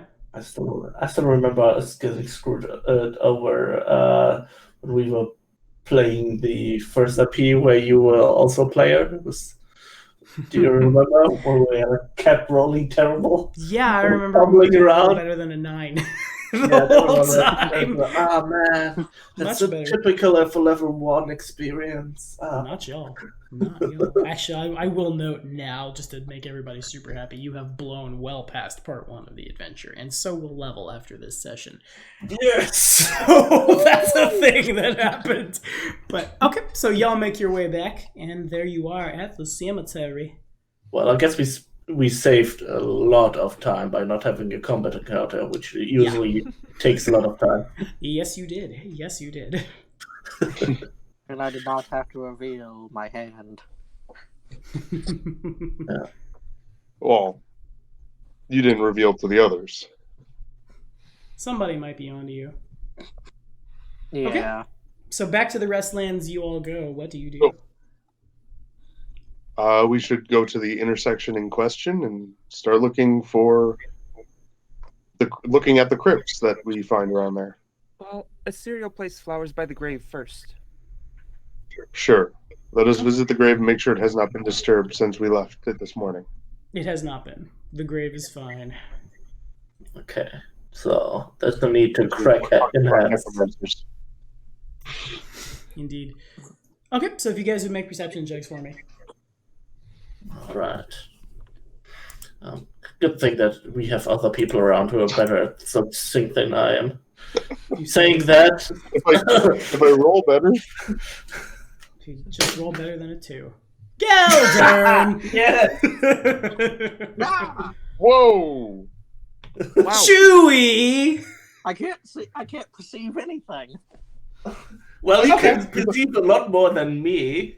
Well, I rolled hang a on, 1 plus 0. At So, least You you can't rolled a even see 1 the plus ground 3. that you're standing on. Malden is a little hung up on what's going on with that Yeah, damn but fair. my eyes are pretty damn teary. Geldern and Chewy don't see much of anything. I assume Asiri has the 10 and it's Lulu that has the 18, right? Yep. Okay, so Lulu and Asiri... did Asiri get enough? Asiri did... Yeah, you did. In the corner up here, there is just kind of a lonesome standing mausoleum with a just a freestanding granite thing. The roof has a pair of gargoyle statues that leer down. As that's going on, coming back, I took my snake bites out for a reason. This character is going to appear more.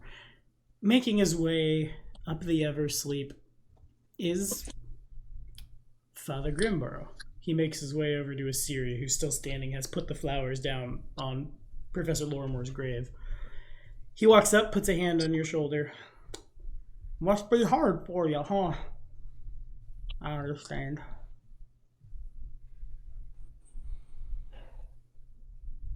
So, and he leans into Assyria as if to whisper, I don't mean to be rude or nothing, but where'd those folk come from? We don't very often get strangers out here. I don't think I ever seen a man as tall and hooded over there. I recognize a damn fear when I see one. It's a good thing we didn't have a fight break out. I was liable to run up and, if he got hurt, try to heal him and cause that poor boy more harm than good. Everyone does see that Father Grimborough has made his way back. Well, they likely knew the professor in much the same way that I first encountered him.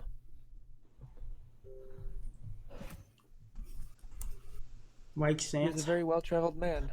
Indeed he was. How long do you think they're going to be here? Well, I would like to sense motive this man. Okay. I'm still stuck in my Father Grimborough voice, but go ahead and make your sense motive check. Okay, he doesn't seem particularly suspicious. He hasn't seen a lot of new people in Ravengrow in basically his entire life. And that Gibbs man there was going to be a lot of trouble caused. And I can't talk like that anymore. It's starting to hurt my lip. And so it stands to reason that perhaps Grimborough is worried that, well, because you guys are foreigners who look funny and are here in Ravengrow, like, people are going to get riled up about it. The funeral is over. He understands the need to come, but now that it's done, it's kind of like, aren't you guys leaving? And also, why are you here?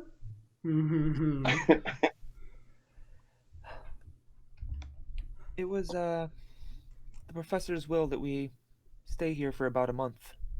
A month? Well, I'm correct in that, right? You are absolutely correct. That is how the note reads. For 30 days in that will. Well, that's a fair bit of time. All right, here's hoping nothing bad happens. You might tell the man who's looking like he's gonna get a real bad sunburn, that damper over there, and maybe cover his face. People are a little worried.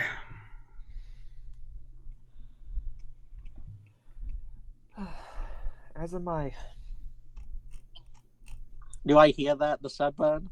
I'll make a perception check. He's still kind of like whispering to Siri. You don't hear it, but you see him look at you for a little too long. Oh, okay.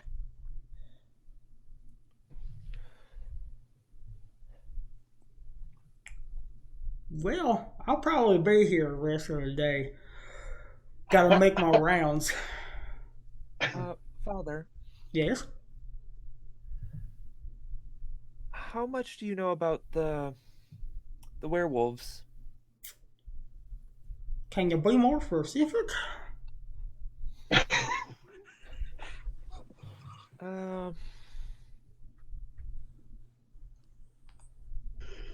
you have any idea? No, this is, of course, hypothetical. What would happen if I had been hypothetically bitten? Well, let me just see if I have a character sheet in the NPC section of this book. This one's pretty old, this AP is. There's still a lot of 3.5 stuff in here. so I don't really think I do. There's not a set form of putting an AP together yet. So I'm just going to assume, as a pretty alright level cleric, I can probably roll at something. Well, it'd turn you into a werewolf, wouldn't it? That's what happens. You get bitten, it burns, and then the next full moon, you go crazy. Kill all your friends. You might not even remember it was you. You just wake up naked in the forest the next day. Could have been anything. Could have been you a werewolf. Could have been a satyr came to town. Could maybe be both. I don't know. Why do you ask? Have you haven't been, you ain't been bitten or nothing. Well,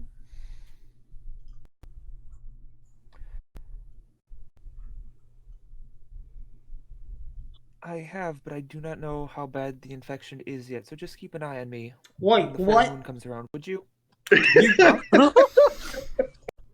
Okay, I'm gonna need you to come with me now. We're gonna go to the church. He puts a hand on you, and despite his old age, it's pretty firm. Oh my gosh. Okay. And everyone sees this. It gets pretty confrontational. Yep. Well, if you're trying to be a distraction, you're doing a fine job, I say.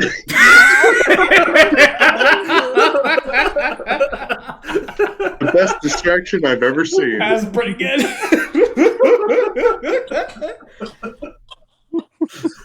Well, he's gonna try to lead you out. Do you go with him? What's going I on? would say she trusts him. What's going on is apparently Asiri here has been bitten by a werewolf, and she's taking now the time to tell somebody, and we gotta take her back to the church. We gotta make sure she's okay. Maybe we can find something somewhere, get the right amount of magic on her, get that bad stuff out of her. Maybe we can find some belladonna out somewhere. I don't know. How long has it been again? As far as I know, at least It was just last night. Oh, just okay. We got plenty of time, but we gotta go now. I don't need you killing everybody in the town. It always waking up depends when naked the in the next forest. full moon is. What are you saying, Gelden? I always just said it's always depending on when the next full moon is. I think it's like once the first full moon happens after someone is bitten, the curse becomes permanent. Before that, you can remove it. Yeah, I think the that's full moon was pretty recent. It's still pretty Okay. full now. Yeah. Yeah. I'm more surprised that he's not unsettled that apparently there was a werewolf here just yesterday. The werewolf attack was a lot farther away than it is here. You'll have to watch a series Okay. prologue to learn more about that. Well, all right, we gotta. Come on, girl, we're getting out of here. And he's going to try to take Asiri away. I'm not going to stop him. I mean, he's a cleric. I have no reason to fight a cleric, especially over a new person that I just met and a supposed werewolf. Yeah. I'm giving Siri like a look of, are you fine with that? I mean, I can see her wanting to get rid of and curse, and the priest probably is the better option for that, but this place though. Well, I mean, they probably have dealt with werewolves before, hopefully. I mean, it is the Temple of Pharasma, right? yeah, truthfully, Yeah. this guy has been so far the most understanding guy of the bunch that we've met in this village. So I guess there's that. Okay. Well, I guess we can try to help. Try to help as in everyone's going to leave, or as in... Yeah, No, we can. What were you going to say, Amy? Father, I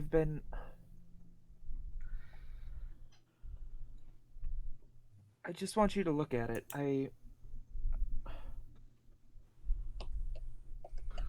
want you to assess the possibility that something does happen, because I'm I'm not even entirely sure that it will.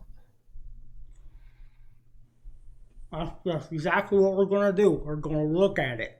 We need to go right now. And Does it look like a rash?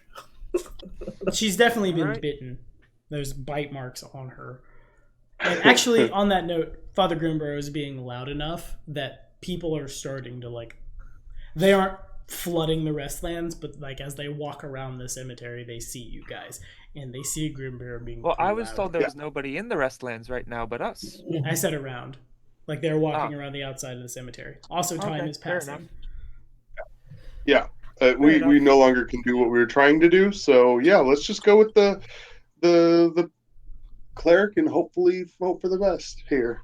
Okay, so Malden's going with Assyrian Grimburrow. How Well, about... I think you should stay and take your time to pay your respects. I would, but I cannot. bluff check? Fair enough. I really wish I knew if Father Grimburrow had a character sheet, because she's got to make a sense motive check now. I'm just going to assume his wisdom's all right. How do I determine hidden messages? It's like a DC 20, I think it is. Something like that. Is it from sense motive? Yeah. Okay, hopefully I roll low enough. Okay. Malden can Nice. definitely tell that Assyria is trying to stall or get him out of here. But I do need a bluff check. Okay, that's respectable. I'm still kind of like, where is your sheet? Why does Kendra have a sheet, but why don't you? I can put it together. Because we're not supposed to kill the old man. You're not supposed to kill Kendra either. Or is there something I've missed? I read the AP. I know what happens. You don't fight her. Well, we are supposed to protect her, which means that she's supposed to be attacked. So that's why I have a character sheet. She was supposed to get punched It's in the face. Pathfinder. We can fight anybody. Except for me, I ain't got a character sheet. I'm like Shaggy. I am all powerful. I'm only using 2% of my power right now. Well, I can extrapolate that because I can channel energy for 46. That means and I'm wisdom based. So that means I'm probably realistically adding at least 8. Might even be more, but I'm gonna No, you know, I think all y'all better come with me. I understand you, Siri. You're here to pay your respects, but how come nobody else is putting flowers at the grave then?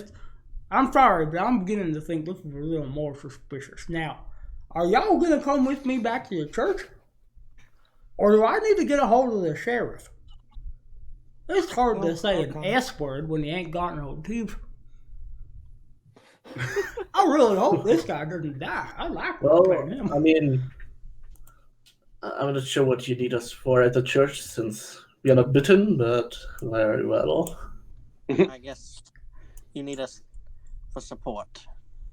Yeah, that's what we'll call it. We'll call it support, sure. And he leads you all out of the Restlands. It's not super far from the graveyard to the church. Assyri is looked at by the most powerful cleric in the room, that being Father Grimburrow, as well as his acolytes. It is rapidly determined that you are clearly infected with lycanthropy, but it's not as bad. I guess something along the lines of you being what do you call it again? A Murin? Because you're one of them. I guess it just worked kind of funny. You're a cat dog kind of thing. You know how the other clerics kind of laugh a little at this. Alone in the world, just poor Assyria. Little cat bitten by a dog, and the 90s are strong here. But I'm real sorry. I happen to think that y'all were there for some other reason. What do y'all have to say for yourselves? I saw you looking at, graves of people that aren't anybody you happen to know.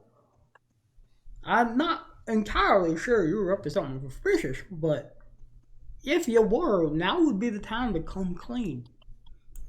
Well, we were somewhat worried that those people from earlier would maybe dig up the grave, which is not a lie. That's fair. Okay.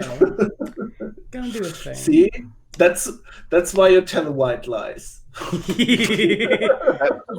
That definitely, yeah, that's towing the line. So, Yeah. what, Let me diplomacy? get a diplomacy check. A diplomacy check, okay. Diplomacy.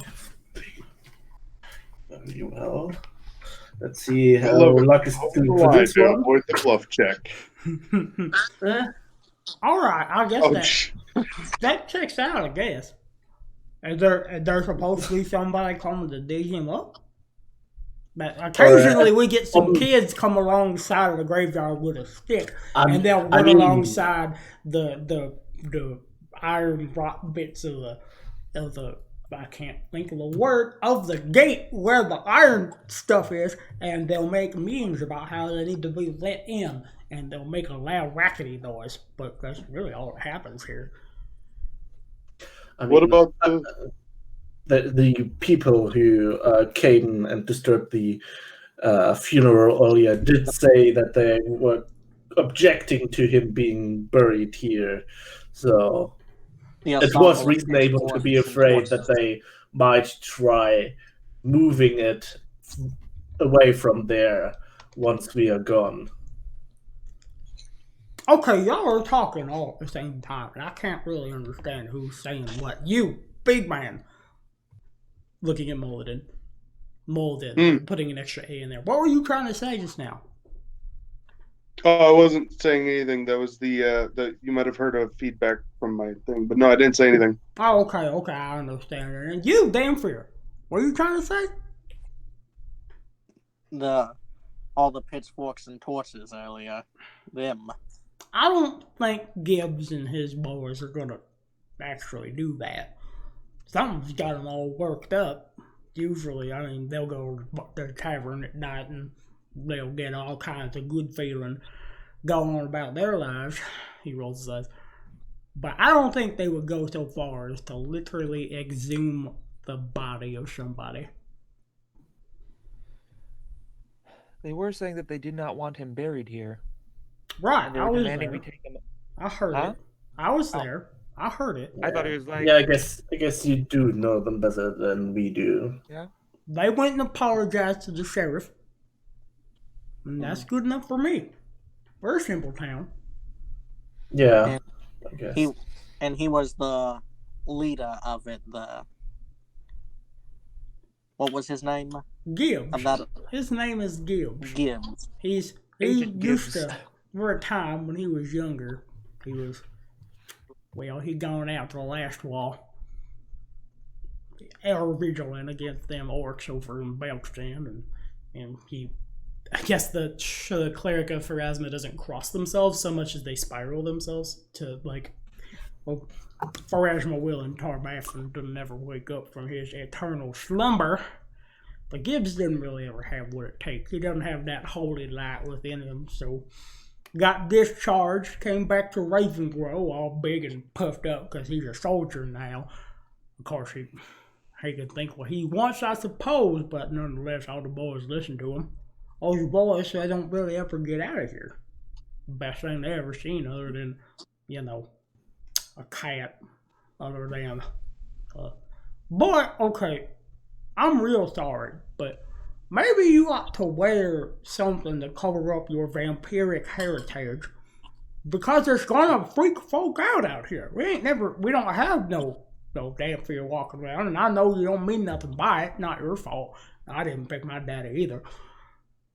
But you're still looking all vampire-like. People liable to come at you with some garlic. It is a delicious meal. It is, you're right. Garlic. It's a waste of good garlic. They're going to throw it at you. All it's going to do is maybe give you like a rash. At best.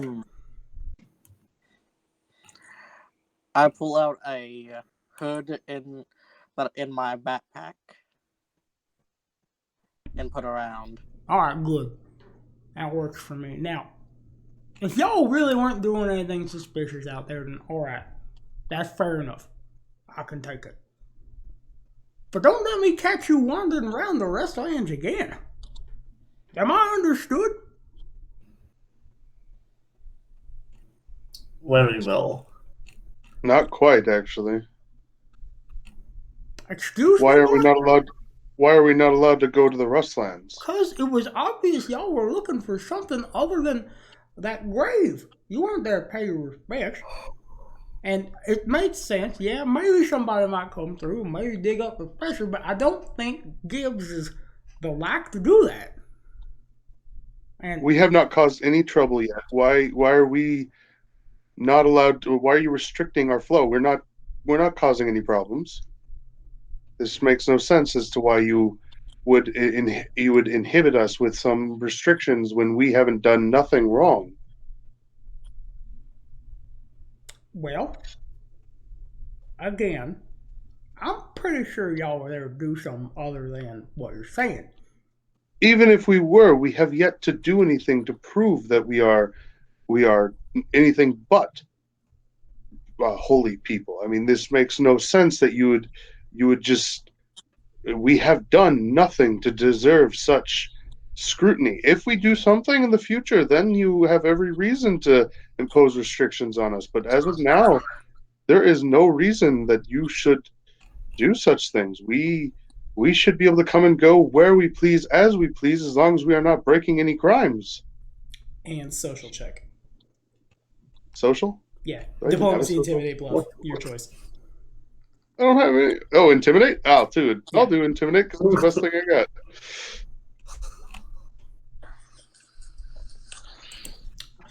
Intimidating poor old mans. Poor old man. It's the best thing I got. Y'all. Do you really only add 1 to intimidate? Yes. I miscounted before. I only had 1 right now. Fair enough. Okay. It's because I'm a -2, and then +1 for my level, and then +2 because of race. Oh, okay. But Okay. is it not I thought, do you have a rank in it?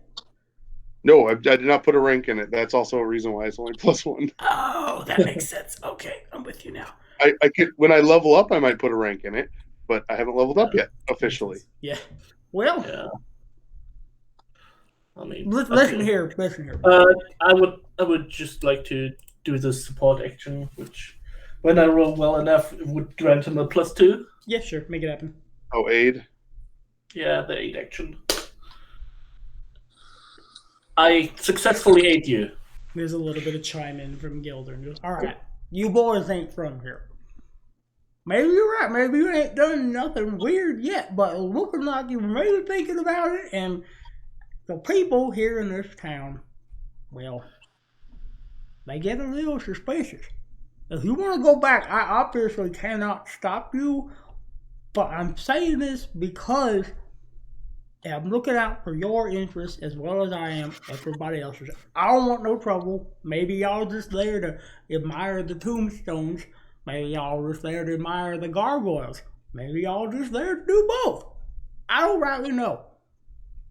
But I am saying you look suspicious, and because you ain't from here, you look suspicious. It's a 1 + 1 = 2. You understand? They got math outside of Ravenmoor. And he's holding up 4 fingers. 1 + 1 is a 2. And that's all the time I have for y'all. I got matters to attend to. Y'all would go on back to business. I'd be appreciative of it. If you have a moment, it would be helpful for me if I could speak to you privately. All right, you heard the woman. Y'all get out. I'm on. Yeah. Well, as soon as we are out, Galdon will whisper to the others, well, we can just send someone during the night to check again. I, for example, can perfectly see in the dark, and from my ancestral heritage, I do blend into shadows by myself, so it would be extremely hard for people to perceive me. Well, as of right now, I think we should all stick together. And yes, I agree on the going out in the night, but together, not independently. And I can As see well. tonight just as well, I believe. Yeah, Yep, Guess it's we just a could- Siri. Dark vision, dark vision, dark vision, low light vision. Almost the Yeah. perfect scouting party. Mhm. Yeah, I was more talking because I also have my shadow blending ability and my cloak of shadows ability, Also, which weird. means I'm pretty good at not being detected as long as it's dark. Indeed. All right, so the boys leave. All right, what do you need, Siri? Have the acolytes also given us privacy? Yeah, everyone's gone. All right.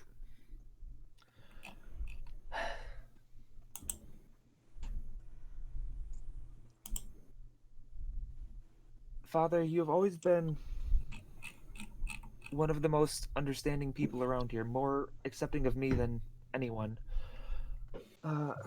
Probably aside from the professor himself. But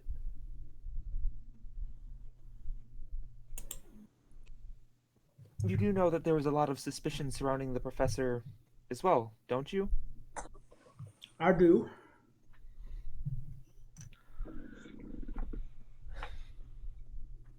He,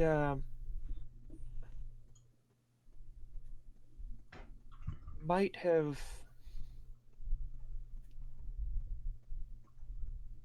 found some secret passage in the graveyard that I don't think even you know about, and it was in his will that we investigate it discreetly. The only reason I'm telling you this is because I trust you, and it honestly would be easier to have someone on our side. Diplomacy. All right. I am now wishing I put ranks in that. Yeah, it's real good. It's okay. Y'all are gonna level in about 45 minutes. So. Wait, what? As you say, the professor wanted you to explore the church discreetly. Like, he slams his hand down on the table. What? I'm sorry. Well, that sounds like grave robbery to me. I don't care what was in that man's will. Breaking the law is breaking the law. Now, I'll talk to my boys. I'll send them out there. Actually, hold on. Zamu, get your boy in here. And in comes very clearly to Assyria. The man's different. His skin is like a bright, almost the color of the sun. He walks in, bows. Go into the restlands. Apparently, old Patriot Ravenmoor found something out there. See if you can. Assyria, I'm sorry. Where do you think this is?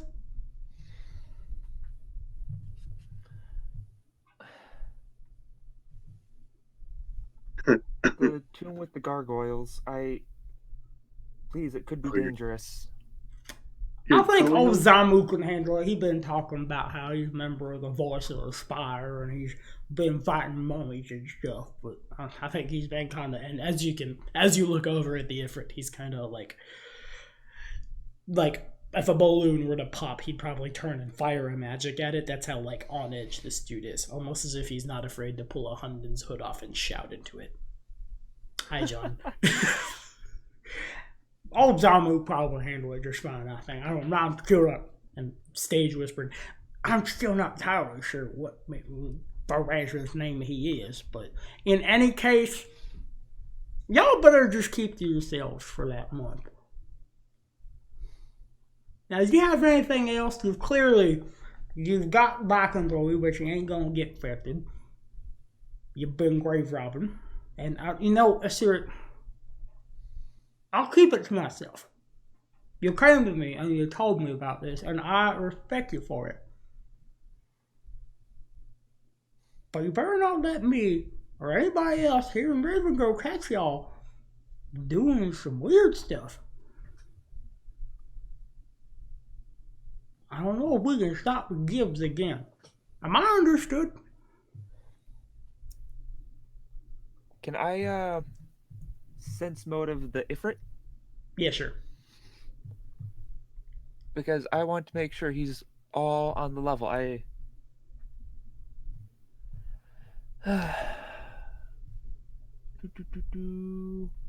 we go.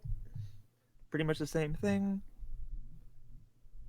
Bada bing, bada boom. So it almost feels like that might have been a character here at the Carrion Crown Adventure Path, as why else would there be someone from Osirion here in Ustalof? Yeah. Yeah, they seem on the level. They're kind of in the wrong place. They're obviously a little more militant than most of the people around here are, but it's not like he's gonna like go exhume the body or anything like that.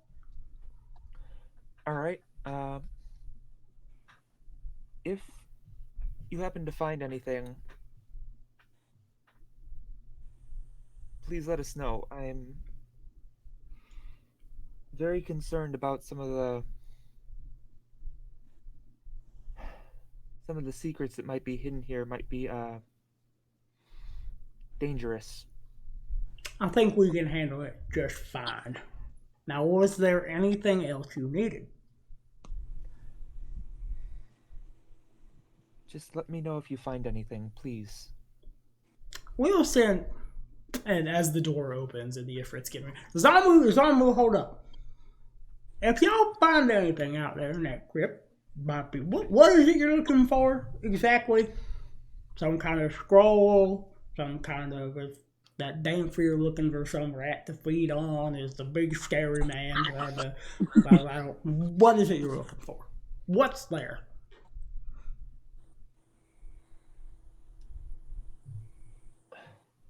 We don't entirely know, just there's some sort of secret tunnel, secret passage.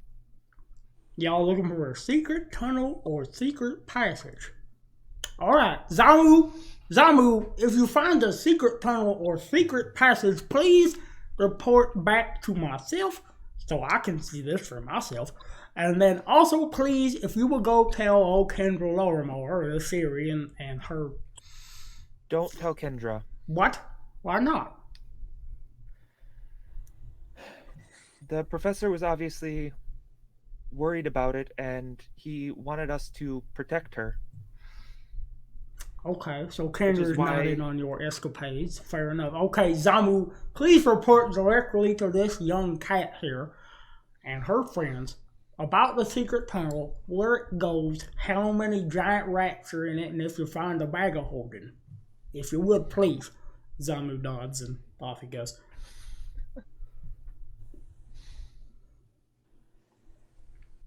All right. Thank you. You're very welcome. Have a wonderful day, he says with the smile hitting his face but not quite his eyes. The rest of the party sees a thing that is behind a knowledge the planes check to identify, as you are not from that part of the world, hastily make its way out of the church in the direction of the Restlands. And Asiri returns. And they find wolf fangs when there's stuff like that here. How obvious is it that he seems to be heading for what we were looking for earlier? He's walking just like in that direction. The church is probably... I'm not looking at the map right now, but I'm willing to bet that the church is pretty close to the cemetery. Okay. We need like a sense motive or something to figure out that he's probably checking out what we've been looking for earlier. Yeah, make a sense motive check.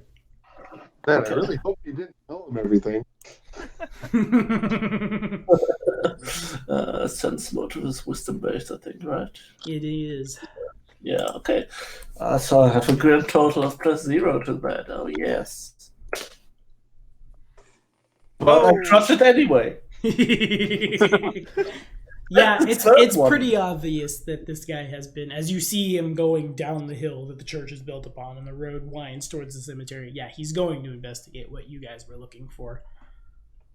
Yeah, I'm going to turn to the rest of the party and say, I'm certain that he's heading straight for what we were looking for earlier.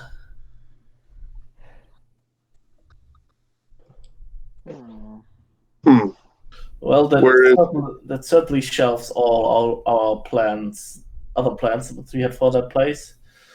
Oh well, there's still the prison that we need to check out. But maybe not today. We are already under too much scrutiny today, and we are staying here for a month anyway. Is Siri Maybe we should head out. Maybe we should go talk to the sheriff. We may need to use today to build some sort of support in the community in case we're under suspicion again. What was the Siri trying to say? Asiri was heading out to talk to the party. Okay.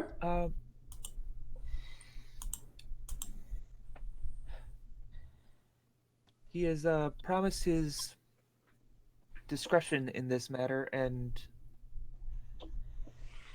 honestly, if the acolytes are investigating, that is just one less thing we have to do, one less thing that we are out in public, and it could in some ways be more discreet. Well, I will not say anything negative about the old man. I do not think that it is wise to involve others in this. I think that it will only cause more pain and suffering. The professor, he passed away, and we don't know what caused this to happen. He was investigating and left this to us. The more people we drag in, the more risk involved in everybody. We may have just doomed somebody that we do not know. If we did not, perhaps the whole world was doomed.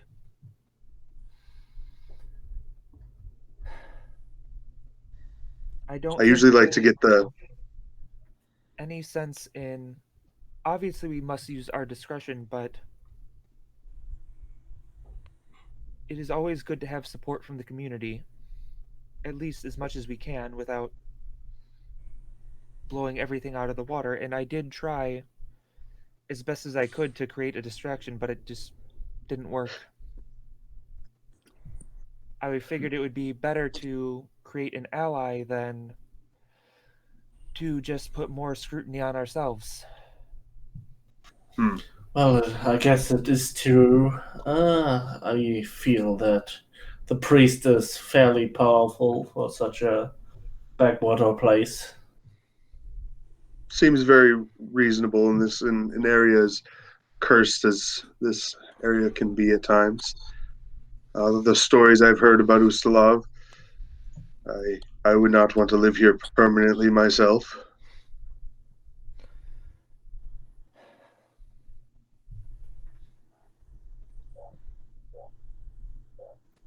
Asiri just sort of stares awkwardly.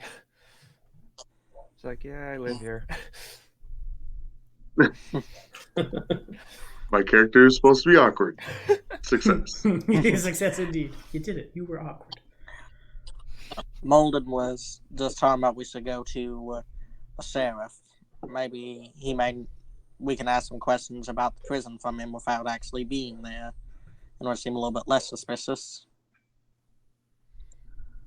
that way. Or maybe we can find an ally, as Asiri has said. Now, how much do I know about the professor, or not the professor, the sheriff? Give me a knowledge local check, please. That is a straight D20. Woohoo! Bada boop. Hey! Man, y'all are good at this. Okay, Like I'm he's still been living here scrolling. for a while. Yeah, indeed. I'm just going through the Gazetter here, trying to find where this dude is. I see his picture. You know his name is Benjamin Seller. Yeah, it's probably closer to Kaler. Yeah. He's got a funny name, is what he's got. Doki, where are you? Here's a picture of you. Where's your flavor text? Is it on the other page? This AB is put together very strangely. Is there like a in the sheriff's house? Where are you? Must be the old school way. Yeah, it was not as organized as it could have been, I will say that. Okay. So the sheriff is, like, by and large, he's a pretty outstanding man. He doesn't ever really have to deal with anything. He's basically Barney Fife. Or no, he's not Barney Fife. He's the other one. He's the Andy Griffith. He basically just has to deal with like people get a little too drunk and make a mess, or like sometimes, very occasionally, something might wander in to Ravengrow from the outside, and he, along with like the priests of Pharasma, and even sometimes like the locals with crossbows, are there to deal with him. He's not a bad guy by any stretch of the word, but he's probably, I guess with that natural 20, one thing you would definitely know is if Gibbs and Gibbs's men reported to the sheriff after the incidents of this morning, because of you guys, in a way, obviously it's not your all's fault, but like you guys were involved, and so there's probably at least your names have at least crossed his radar, or at least what you look like. I guess I'll also, for his series' sake, he's I'm back. He's also one of those who, he's Andy Griffith, and he does not walk backwards around you because he doesn't think you're bad luck. Ah. And where are you in this book? In any case, you certainly could go find him and talk to him.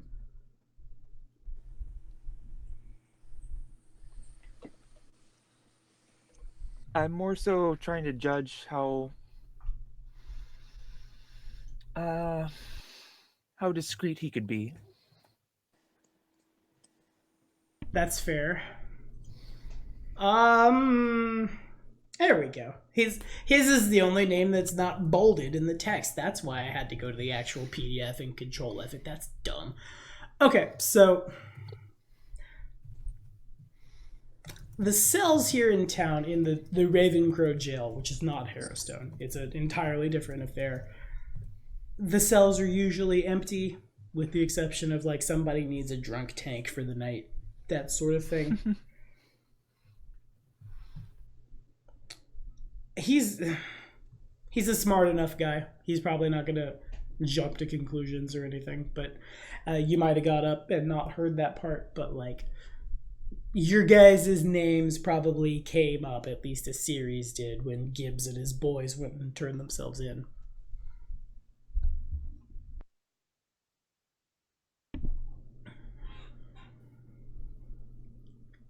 It's actually probably not super far from where you guys are now. Also, I lied. The Restlands and the church are kind of far from each other. The church is Area E on your map, and Area P points to the Restlands.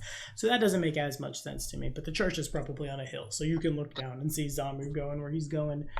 It'd be basically the other side of town to like hoof your way over to the jail, where certainly he is. I mean, if we are going to be investigating in this area, we probably should get the support of the local sheriff, or at least make sure we're not on his bad side, if you were.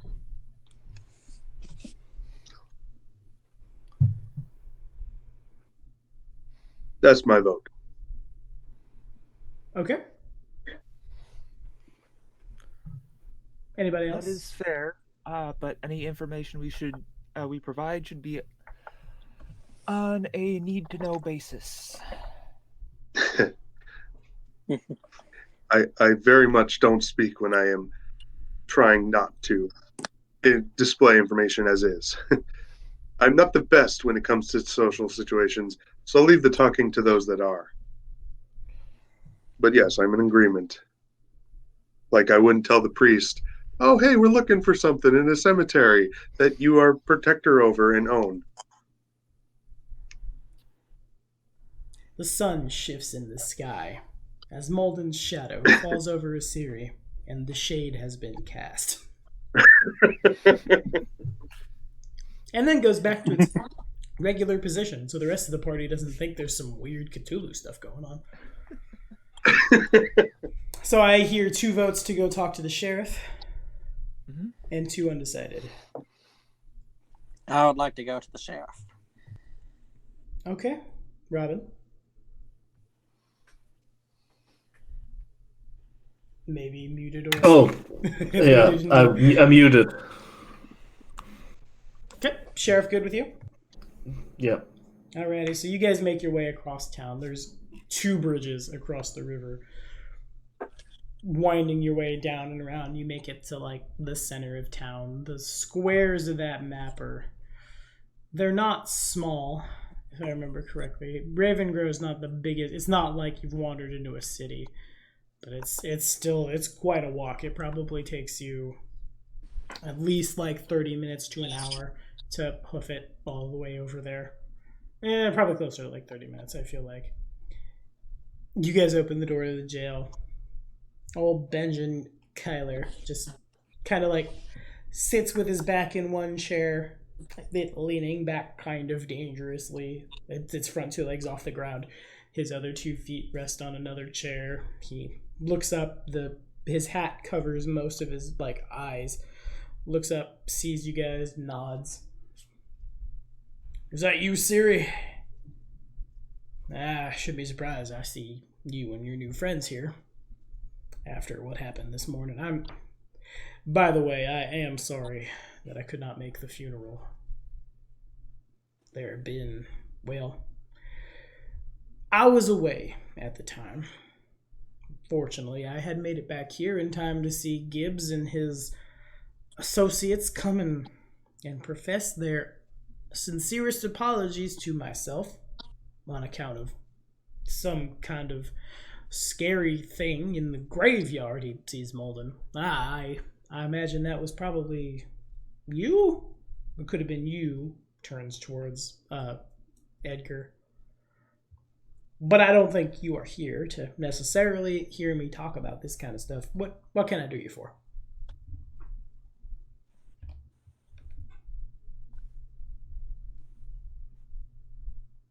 Siri looks around at the people who are in the group, hoping that somebody who might have ranks in diplomacy or bluff or something, because she's already screwed things up. She's not feeling the greatest.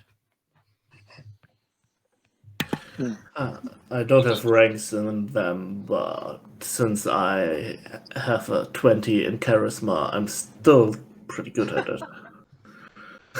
Fair enough. Remember when you had a second sorcerer and a paladin in this party? Yeah, I remember too.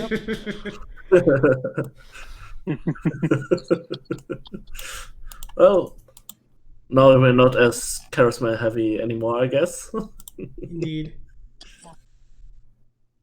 Well, what was the idea to convince him? You said bluff, so we wanted to lie. I just said anything. Oh, okay. So you had something specific in mind, but wasn't you weren't sure what to do it because you haven't been rolling that well with not so great bonuses. She's feeling kind of down on her own luck. Yeah. Yeah. Lady Fortune, she gives and she takes. Yep. Today she has given me a lot, apparently. yeah. 320s is that's quite unusual. That's way above the average. Yeah. So I'm afraid of rolling more. As Siri looks over at Gelder, and so too does the sheriff. Just okay, forgive me, Siri. You, stranger, what can I do for you? When I see you said we just saw the prison here too, right? This is not the prison. This is the jail. The prison, Harrowstone, the prison is a ruin. The jail has a couple of like drunk tanks. The cells are presently empty. Yeah, that's pretty much what I meant. But seeing the jail here, I think it's probably one of the best things to ask the sheriff about the prison, since that's our next stop on our list. I assume he might be a person who knows most about that. So Gal's gonna ask, say, Sheriff, what do you know about the prison that used to be nearby that I think burned to the ground in some kind of accident? Ah, you mean Harrowstone? Well, the town was founded so the guards could have a place to live. I imagine it's been. He breaks out his iPhone so he can get a calculator, so he can get the exact. It was 4712. It burned down in 4661. Well, just over 50 years since that place burned to the ground. Well, so that's not something recent. I was just about to ask him how much he knows about that, but I mean, if it's been that way for 50 years, I guess. Yeah, I don't. He People can't don't really know go that there. much. People don't really go there. It's just an old ruin now. We try to keep to ourselves. We farm. We take care of our loved ones. Why do you ask? Have there ever been reports of strange things being sighted there? There have been rumors. There was one time, actually.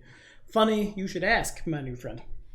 There was a time, must have been, a few months back now. Heard something about how there was some kind of ghost of the executioner, I believe it was, wandering around. Of course, I went out there and I keep wanting to call him Xantus. I'm also playing Rise of the Rune Lords right now. Me and old Father Grimborough went out there, and I didn't really see a whole heck of a lot of much of anything, to be honest with you. However, that is... I am scrolling through this adventure path. It wants me to go through the entire book. That is fun. It's funny you, of all people, should bring that up, actually, stranger. That was where we found the professor's body, outside Harrowstone. Oh, really? So he died while he was searching or exploring around there? No, it looked that's quite horrifying. It looked like he'd fallen. Unfortunate, really. Kind of as if he had been climbing, spooked. As if trying to get over the walls, right? And then he fell, and it just looked like he'd bounced his head off one of the gargoyles. It was a tragic accident, really. I don't necessarily know what it was he was doing out there, but did we see the body? You did not. Okay. What part of the gargoyle did he hit? Well, fortunately enough, he didn't hit the horn. He didn't get impaled or nothing. I guess he probably just bounced off the side of it. Okay. Now, mind you, we are not talking in a specific sense about a real gargoyle. He that was himself. Just a statue. Yeah. Just a statue. Ain't got no real monsters out here. I was somewhat suspicious if the blood had been on the horns or the claws. I mean, it's sometimes hard to tell if such a bludgeoning wound was caused by falling onto something or that something slamming into you. Indeed. Okay, that puts me somewhat at ease. Who's the person who found the body? Well, I'm quickly looking through this adventure path.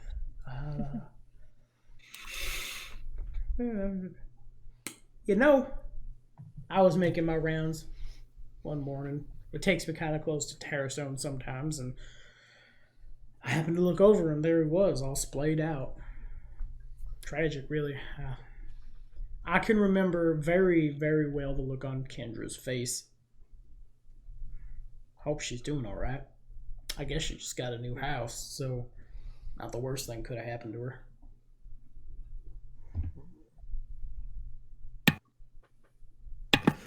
I'm not sure if the guy is just very positive or I'm not sure. He's somewhat poor social skills.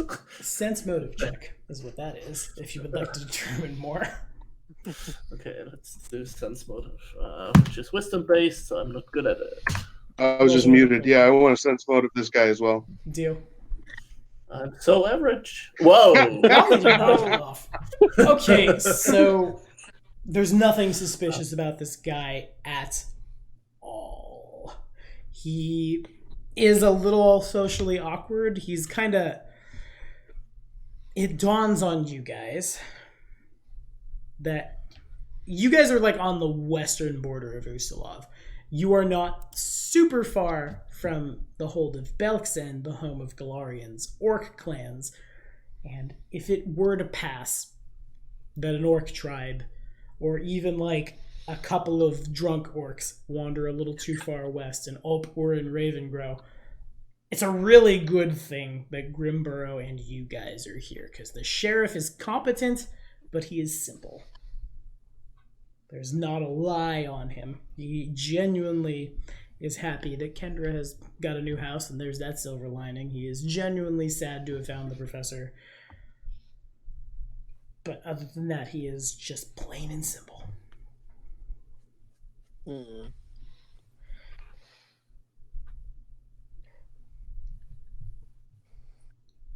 Is there anyone that would have ill will towards the professor?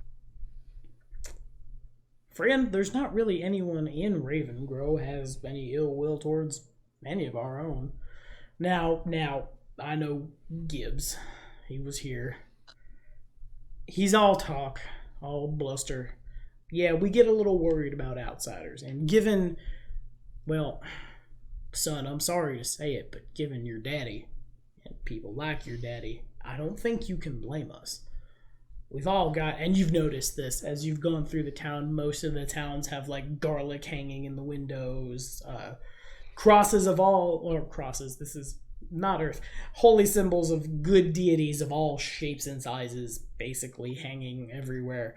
They're a very suspicious lot, and it's because of, we don't necessarily want no vampires. Let me just say, my friend, that I'm very, very happy you did not ask me if you could come in.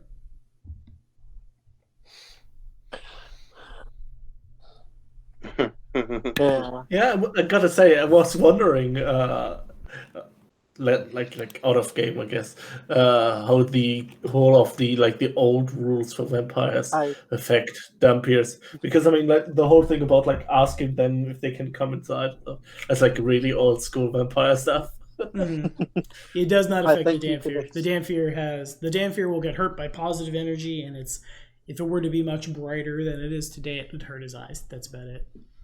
Yeah. Okay. Probably just because otherwise you couldn't probably play them.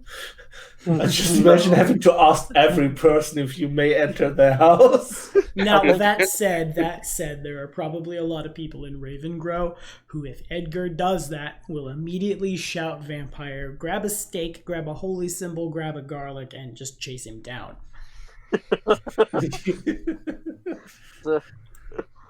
I tell him I think he'd excuse. I think people who practice manners and asking the people to be let in can excuse my rudeness for that reason. Son, please do not ask if you can come in any of these houses.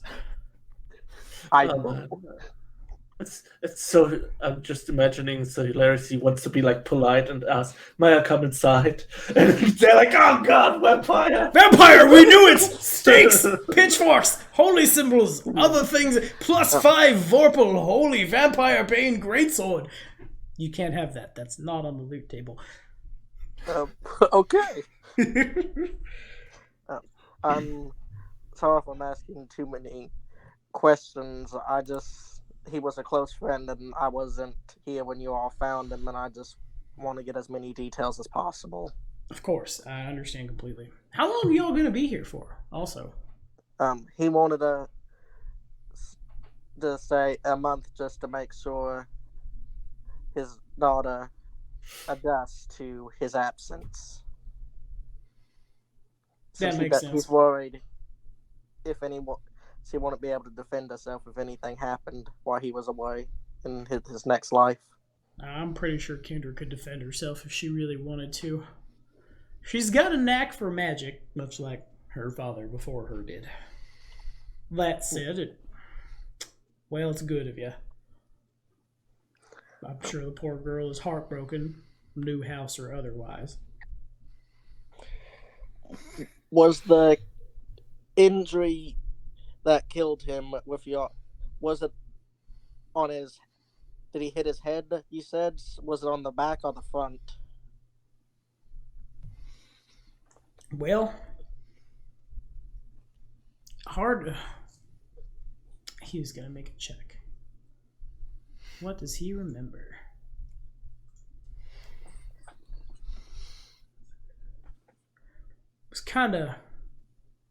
It was as if he'd slammed the front of his face, his neck. I'm not entirely sure if he died from a broken neck or if he died from when the front of his face ran into the gargoyle. In any case, he was a mess, let me tell you, Edgar. I don't know how I know your name. And we're in a small town. I used to live in a small town. Word travels real fast. Is Siri like... She's sort of like... Yeah. Starts choking a little bit. You all right over there? I'll be fine. He withdraws a bottle of wine. Why is that at the jail? I don't know. Probably because he mostly has nothing to do. Pours a glass of wine, hands it to Siri. Clear your throat up. What? As Siri takes a sip. Alright, now that the Siri's not going to hack a hairball out on anybody. Is there anything else I can do for y'all?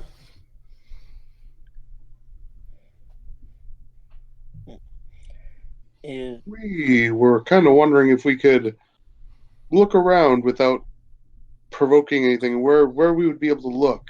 Just curious places, like check out a few things just to make sure that we're not going to succumb to anything dangerous, as you will. As you can tell, I pull out my holy symbol and I'm like, I am actually here for the funeral, but I must not let evil escape, and I must check and do my due diligence to my goddess, if you will.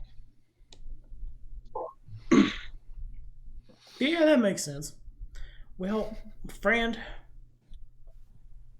Ravengrow is not that big a town. I imagine anything super horrendous and foul you'd find anywhere in Usalov. Sometimes, it does happen that a couple of zombies might come wandering in. If me or Grimber don't get there first, usually it's some local with a crossbow testing their aim. Fortunately, zombies don't move too fast, right? It's not hard. That said, I suppose as far as evil goes, I don't know really where you'd go to look. Got that old wizard in town over at the Unfurling Scroll. Could talk to him. Other than that, maybe go talk to Grimborough. Certainly, if there's anything bad going on, his folk will know about it up at the temple faster than anybody else. That said, I suppose you also could make your way over to the Laughing Demon. Oh, well, that may sound suspicious. There are no closets in Ravengrow. Let me be real clear. The Laughing Demon is our tavern. Old Zokar might have picked up something. Hard to say. There are also, actually, basically, right outside this establishment, you can find there are a couple of poles that we stuck up not too long ago. People can post notices. Sometimes maybe like one or two of them might go missing. Again, nothing really happens here, but sometimes old Pervin, the man who owns the demon, his boy, he'll try to charge some copper pieces to transcribe a bunch of notes into one note. And that's where the funeral was posted. Anybody's getting married, looking for farm hands, somebody's cat gone missing. That kind of thing.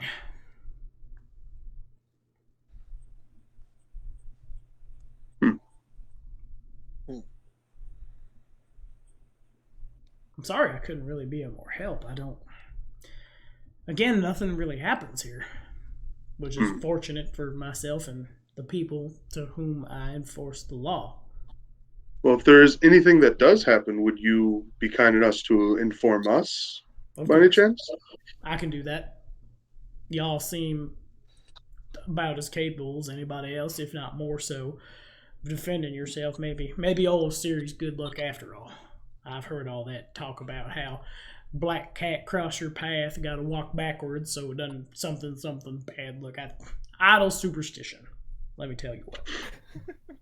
I believe Ravenmoor.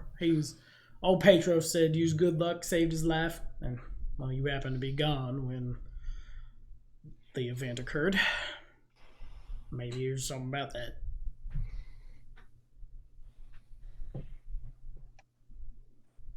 Anyway, is there anything else I can do for y'all? I got nothing else.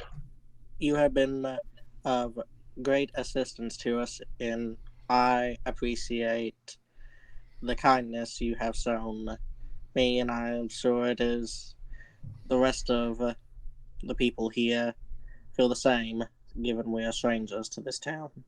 Yeah, we don't get a lot of strangers, and when we do, well, it's either one or two things. Usually it'll be a Verizian caravan might come through, stop by for a couple days, take off, or it's a zombie.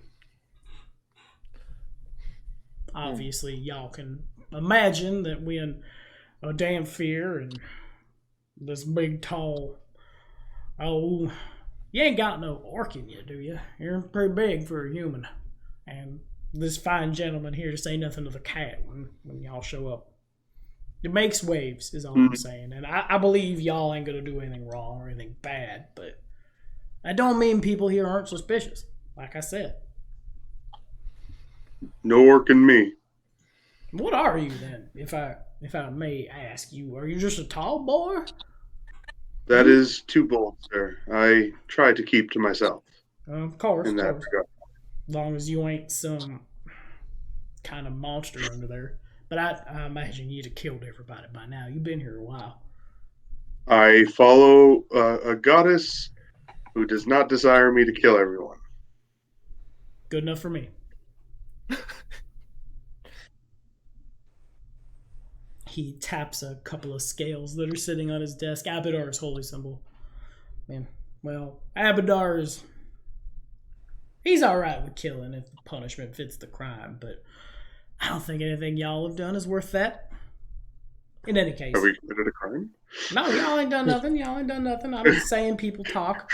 Gibbs is liable to think everybody in town who ain't from here is some kind of necromancer or a witch, or Tarbathon himself come back to haunt these lands and bring a whole army of zombie orcs across the lands, and, he rolls his eyes. That man is a moron. If you don't mind my asking. That's something, at least we agree.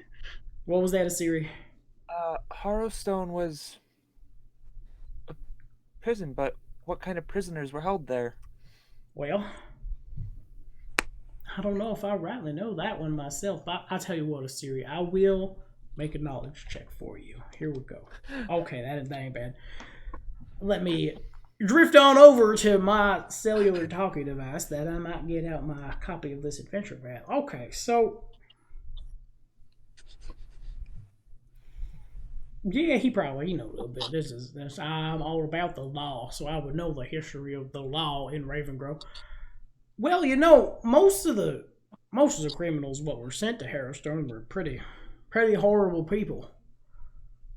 Because, it was here back then. that most of the executions were carried out. So they'd only be here a little while, and then he sticks out he makes a thumbs up and then turns it 90 degrees across his neck to do that, right, that thing. It's, well, I had heard, actually no, I had more than heard. It's pretty common knowledge given his memorial that kind of a blessing in disguise, that the prison burned when it did, because there was a riot. When you get a bunch of hardened criminals, they know they're going to be executed. They have a mind to work together, overthrow the guards, and fortunately, the fire killed them all. It was through the sacrifice of the warden, old Warden Hockran, and all 23 of his boys, that prisoners were prevented from escaping in that fire. And those guards, he removes his hat, puts it on his heart. They gave their lives in defense of Ravenmoor. There is, in this one's humble opinion, when this is your home and where your families live, giving your life for those folk, no higher calling. He nods, puts his hat back on. Was it a total loss? Did everyone die? No guards lived? No prisoners lived? He shakes his head.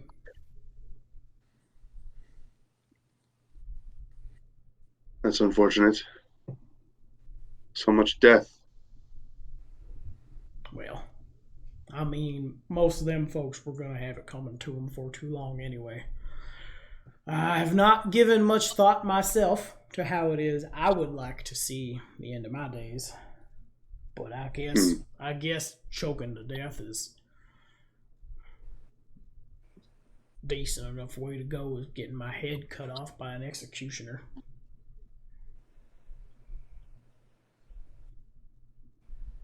Is there anything else, y'all? Not that I have anything else to do today, basically. I imagine old Pervin come running here if something bad happened, or I'll hear it. Outside is pretty, it's not like super mega awesome loud, but like the sounds of the townsfolk are white noise enough that you wouldn't be paying attention to it, but white noise enough that you hear it.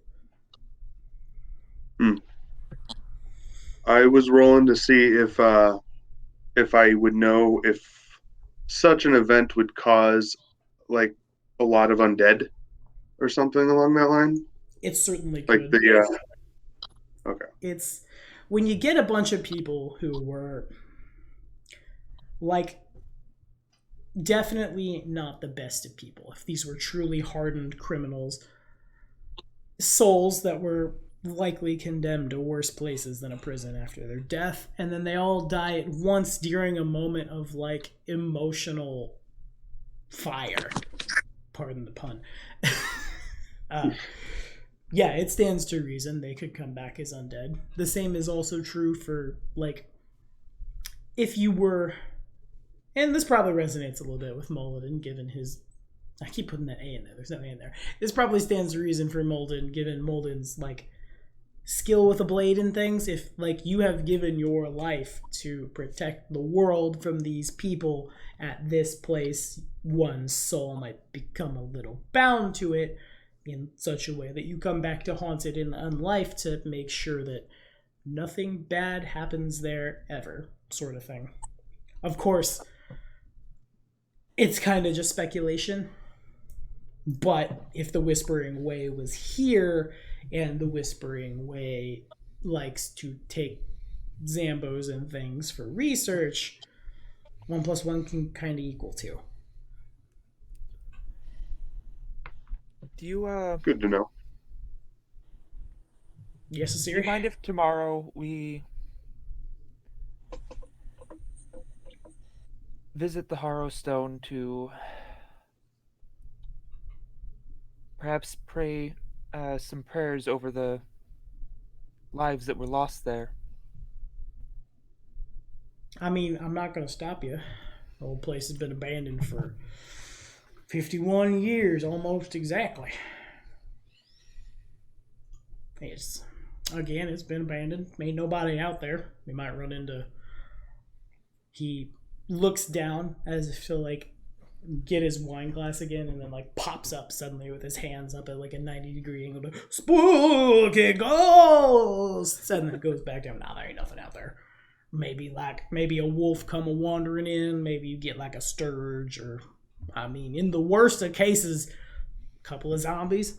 But again, he taps the crossbow that's leaning loaded up against the wall. Taps it kind of dangerously. At that, it's like he misses the trigger. I don't know if trigger is the right word for a crossbow, but that's what I'm gonna call it. He misses that by about 6 inches. The crossbow tilts dangerously in the direction of the party. He seems to not notice. If he does, he doesn't. He's not really bothered. Again, ain't nothing coming to Harrowstone or into Ravengrove that can't dust off ourselves. Man, if you want to go out there tomorrow, I certainly will not stop you. Thank you. Of course. I think that's all we got for now. All right, fair enough. Well, y'all have a good day then. Yeah. I'll continue my vigilant watch of this town. He leans back a little farther in his chair. If he were to sneeze, the back legs of the chair would probably give out and he would collapse in a heap on the ground. He has gone from putting his feet on the chair in front of them to now like hooked on the desk, as if to like suspend himself. Puts his hands back up, takes another sip of wine. Have a good day, y'all. You too, Sheriff. Yeah, you too.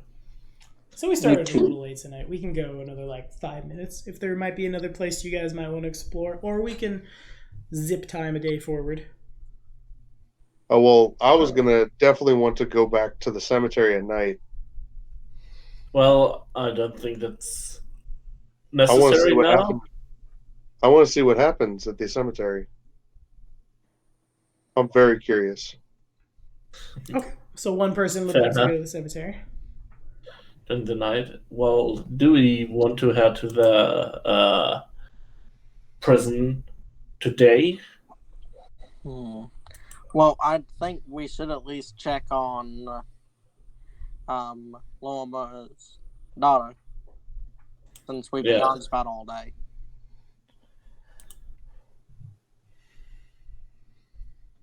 That is true. His last will, after all, was for us to protect her. That all tracks. Yep, I'm agreeing with that.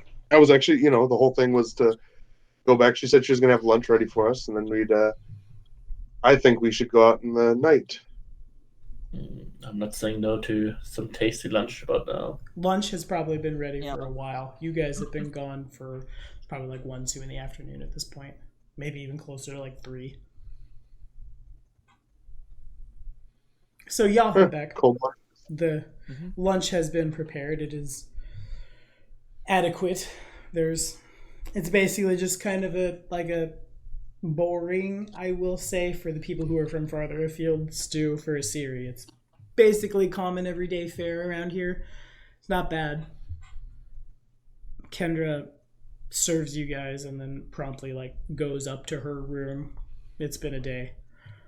And I guess then the last thing we're going to do is Molden would like to go back to the cemetery. The cemetery at sundown. There's another Cradle of Filth reference for the 2 people who get them that aren't me.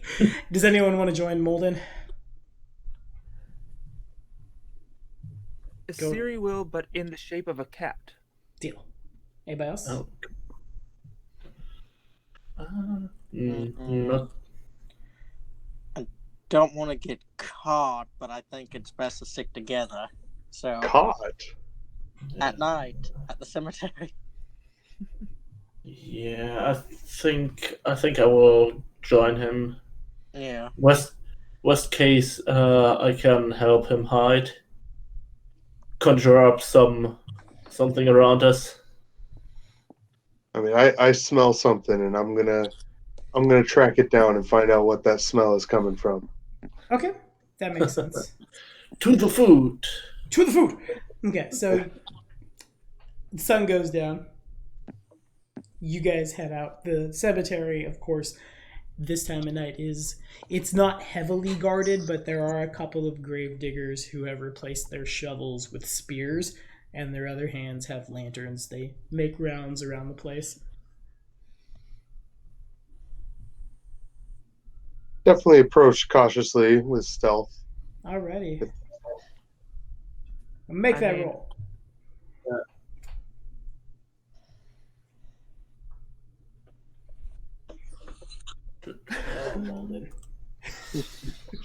Malden. Natural 3. Anybody else? That wanna roll should stealth? actually. Yeah. Well, my straight up stealth check isn't that great, but I do melt into chatters naturally. Mhm. So I assume that will somewhat. Makes sense. I will actually be in disguise at this point too. Okay. People around me will be able to notice, but nobody else will. As I'll in use oath of anonymity. Gotcha. Yeah. Okay. Okay. I mean, Assyria looks like a cat, so she's just gonna. Also naturally. Well, the series still got to make a stealth check. She just now, as a tiny creature, has a significantly higher bonus. Your dexterity has gone up by 4. You have a plus like 8 on, so add 12 to what you would normally roll on your stealth checks. Gosh. This feels a lot more like level 1. Yeah. And you don't have enough skill points to invest in all your class skills. Yep. I totally want to invest in stealth, but with my background story, I felt it was a lot more realistic to spend my first 2 points in my profession and an appraisal. That's fair. And really, as you level, your stealth is the invisibility spell. Anyway, we're waiting on a roll from Emmy. All right, you said. Well, actually, whenever I cast a spell, I can cloak us in shadows. Also that. 12 higher than your stealth check reads right now for a size bonus and a All dex right. bonus. That will be very high. It won't be low. So. Fumbles. Man, all the good rolls have left y'all at the end of days. Yeah. Okay, so Asiri's gone. You guys all see she says something in a strange language, and her body polymorphs down to a little black cat, and she's gone in the cemetery. And so too is Edgar. He fades away into the night. However, Geldern and Molden both are. I won't necessarily say you stub your toe, because you both have dark vision. You're not going to step on something you don't mean to. But Asiri goes one way, Edgar goes another way. But you two are pretty close together, and it's just kind of unfortunate that the lamplight falls on the pair of you outside the restlands. And just Where's Is it just one guard there? there are 2. They have both seen Molden Ah. and Geldern, and they. What are you doing out here? I'm Well, not quite sure I understand what Molden is right now. Ba-bam! I recognize you from this morning. You're one of the professor's pallbearers. You I ain't seen before. You ever seen this person? No, I have not. Explain yourselves. In the form of a quick diplomacy check from either of you to see if the guards are fussy. I'll try to assist. Yeah, I figured. So yeah. Well, good thing that I did well on my own. Molden realizes the oath of anonymity he cast is slowly starting to fail, and his horn is starting to whoop out, but it's basically just taking the form of what appears to be like an oversized zit, like directly on his forehead, and so must look down quickly. So Hang on, we're on Gil. check, right? Yeah, I'm just helping pretend that we are just drunkenly stumbling about it. Came here just by chance. We're actually here on purpose. All right, obviously these two are too drunk to do anything. That man looks like his head's about to split open. I don't know what they do about cemeteries where you're from, son, but when you come at a cemetery at night, somebody might think you might be a necromancer. Y'all go back to wherever it is you came There from. we were just shaking a shortcut you know. Of course. Now you take a shortcut back to wherever it is you're staying for the night. Go sleep it off, or I'm gonna call sheriff. Sheriff's gonna make you sleep it off in the drunk tank. You always understand me? No need, sir. We are on our way. Alrighty, good. They continue their rounds, and that's where we're gonna call it for tonight. Night of the first day. Assyria the cat, Edgar the man. I've made a lot of cat dog references today, and it was sweet. I enjoyed that a lot. They'll get to explore the cemetery by themselves while Malden and Geldern go be drunk in a corner somewhere. But that's a story for next week. Thank you guys for watching on Twitch. Thank you guys for watching on YouTube. I'm going to put my snake bites back in. Now that I don't have to be my new favorite NPC that I ever played in my whole life, old Father Groomer, he got no teeth, but he's got a love for Pharasma. So y'all be sure to like, subscribe, and ding that bell for more of your Carrion content. We'll be back at it next week. Say bye, y'all. Bye. I just like this boy Goodbye. too darn much.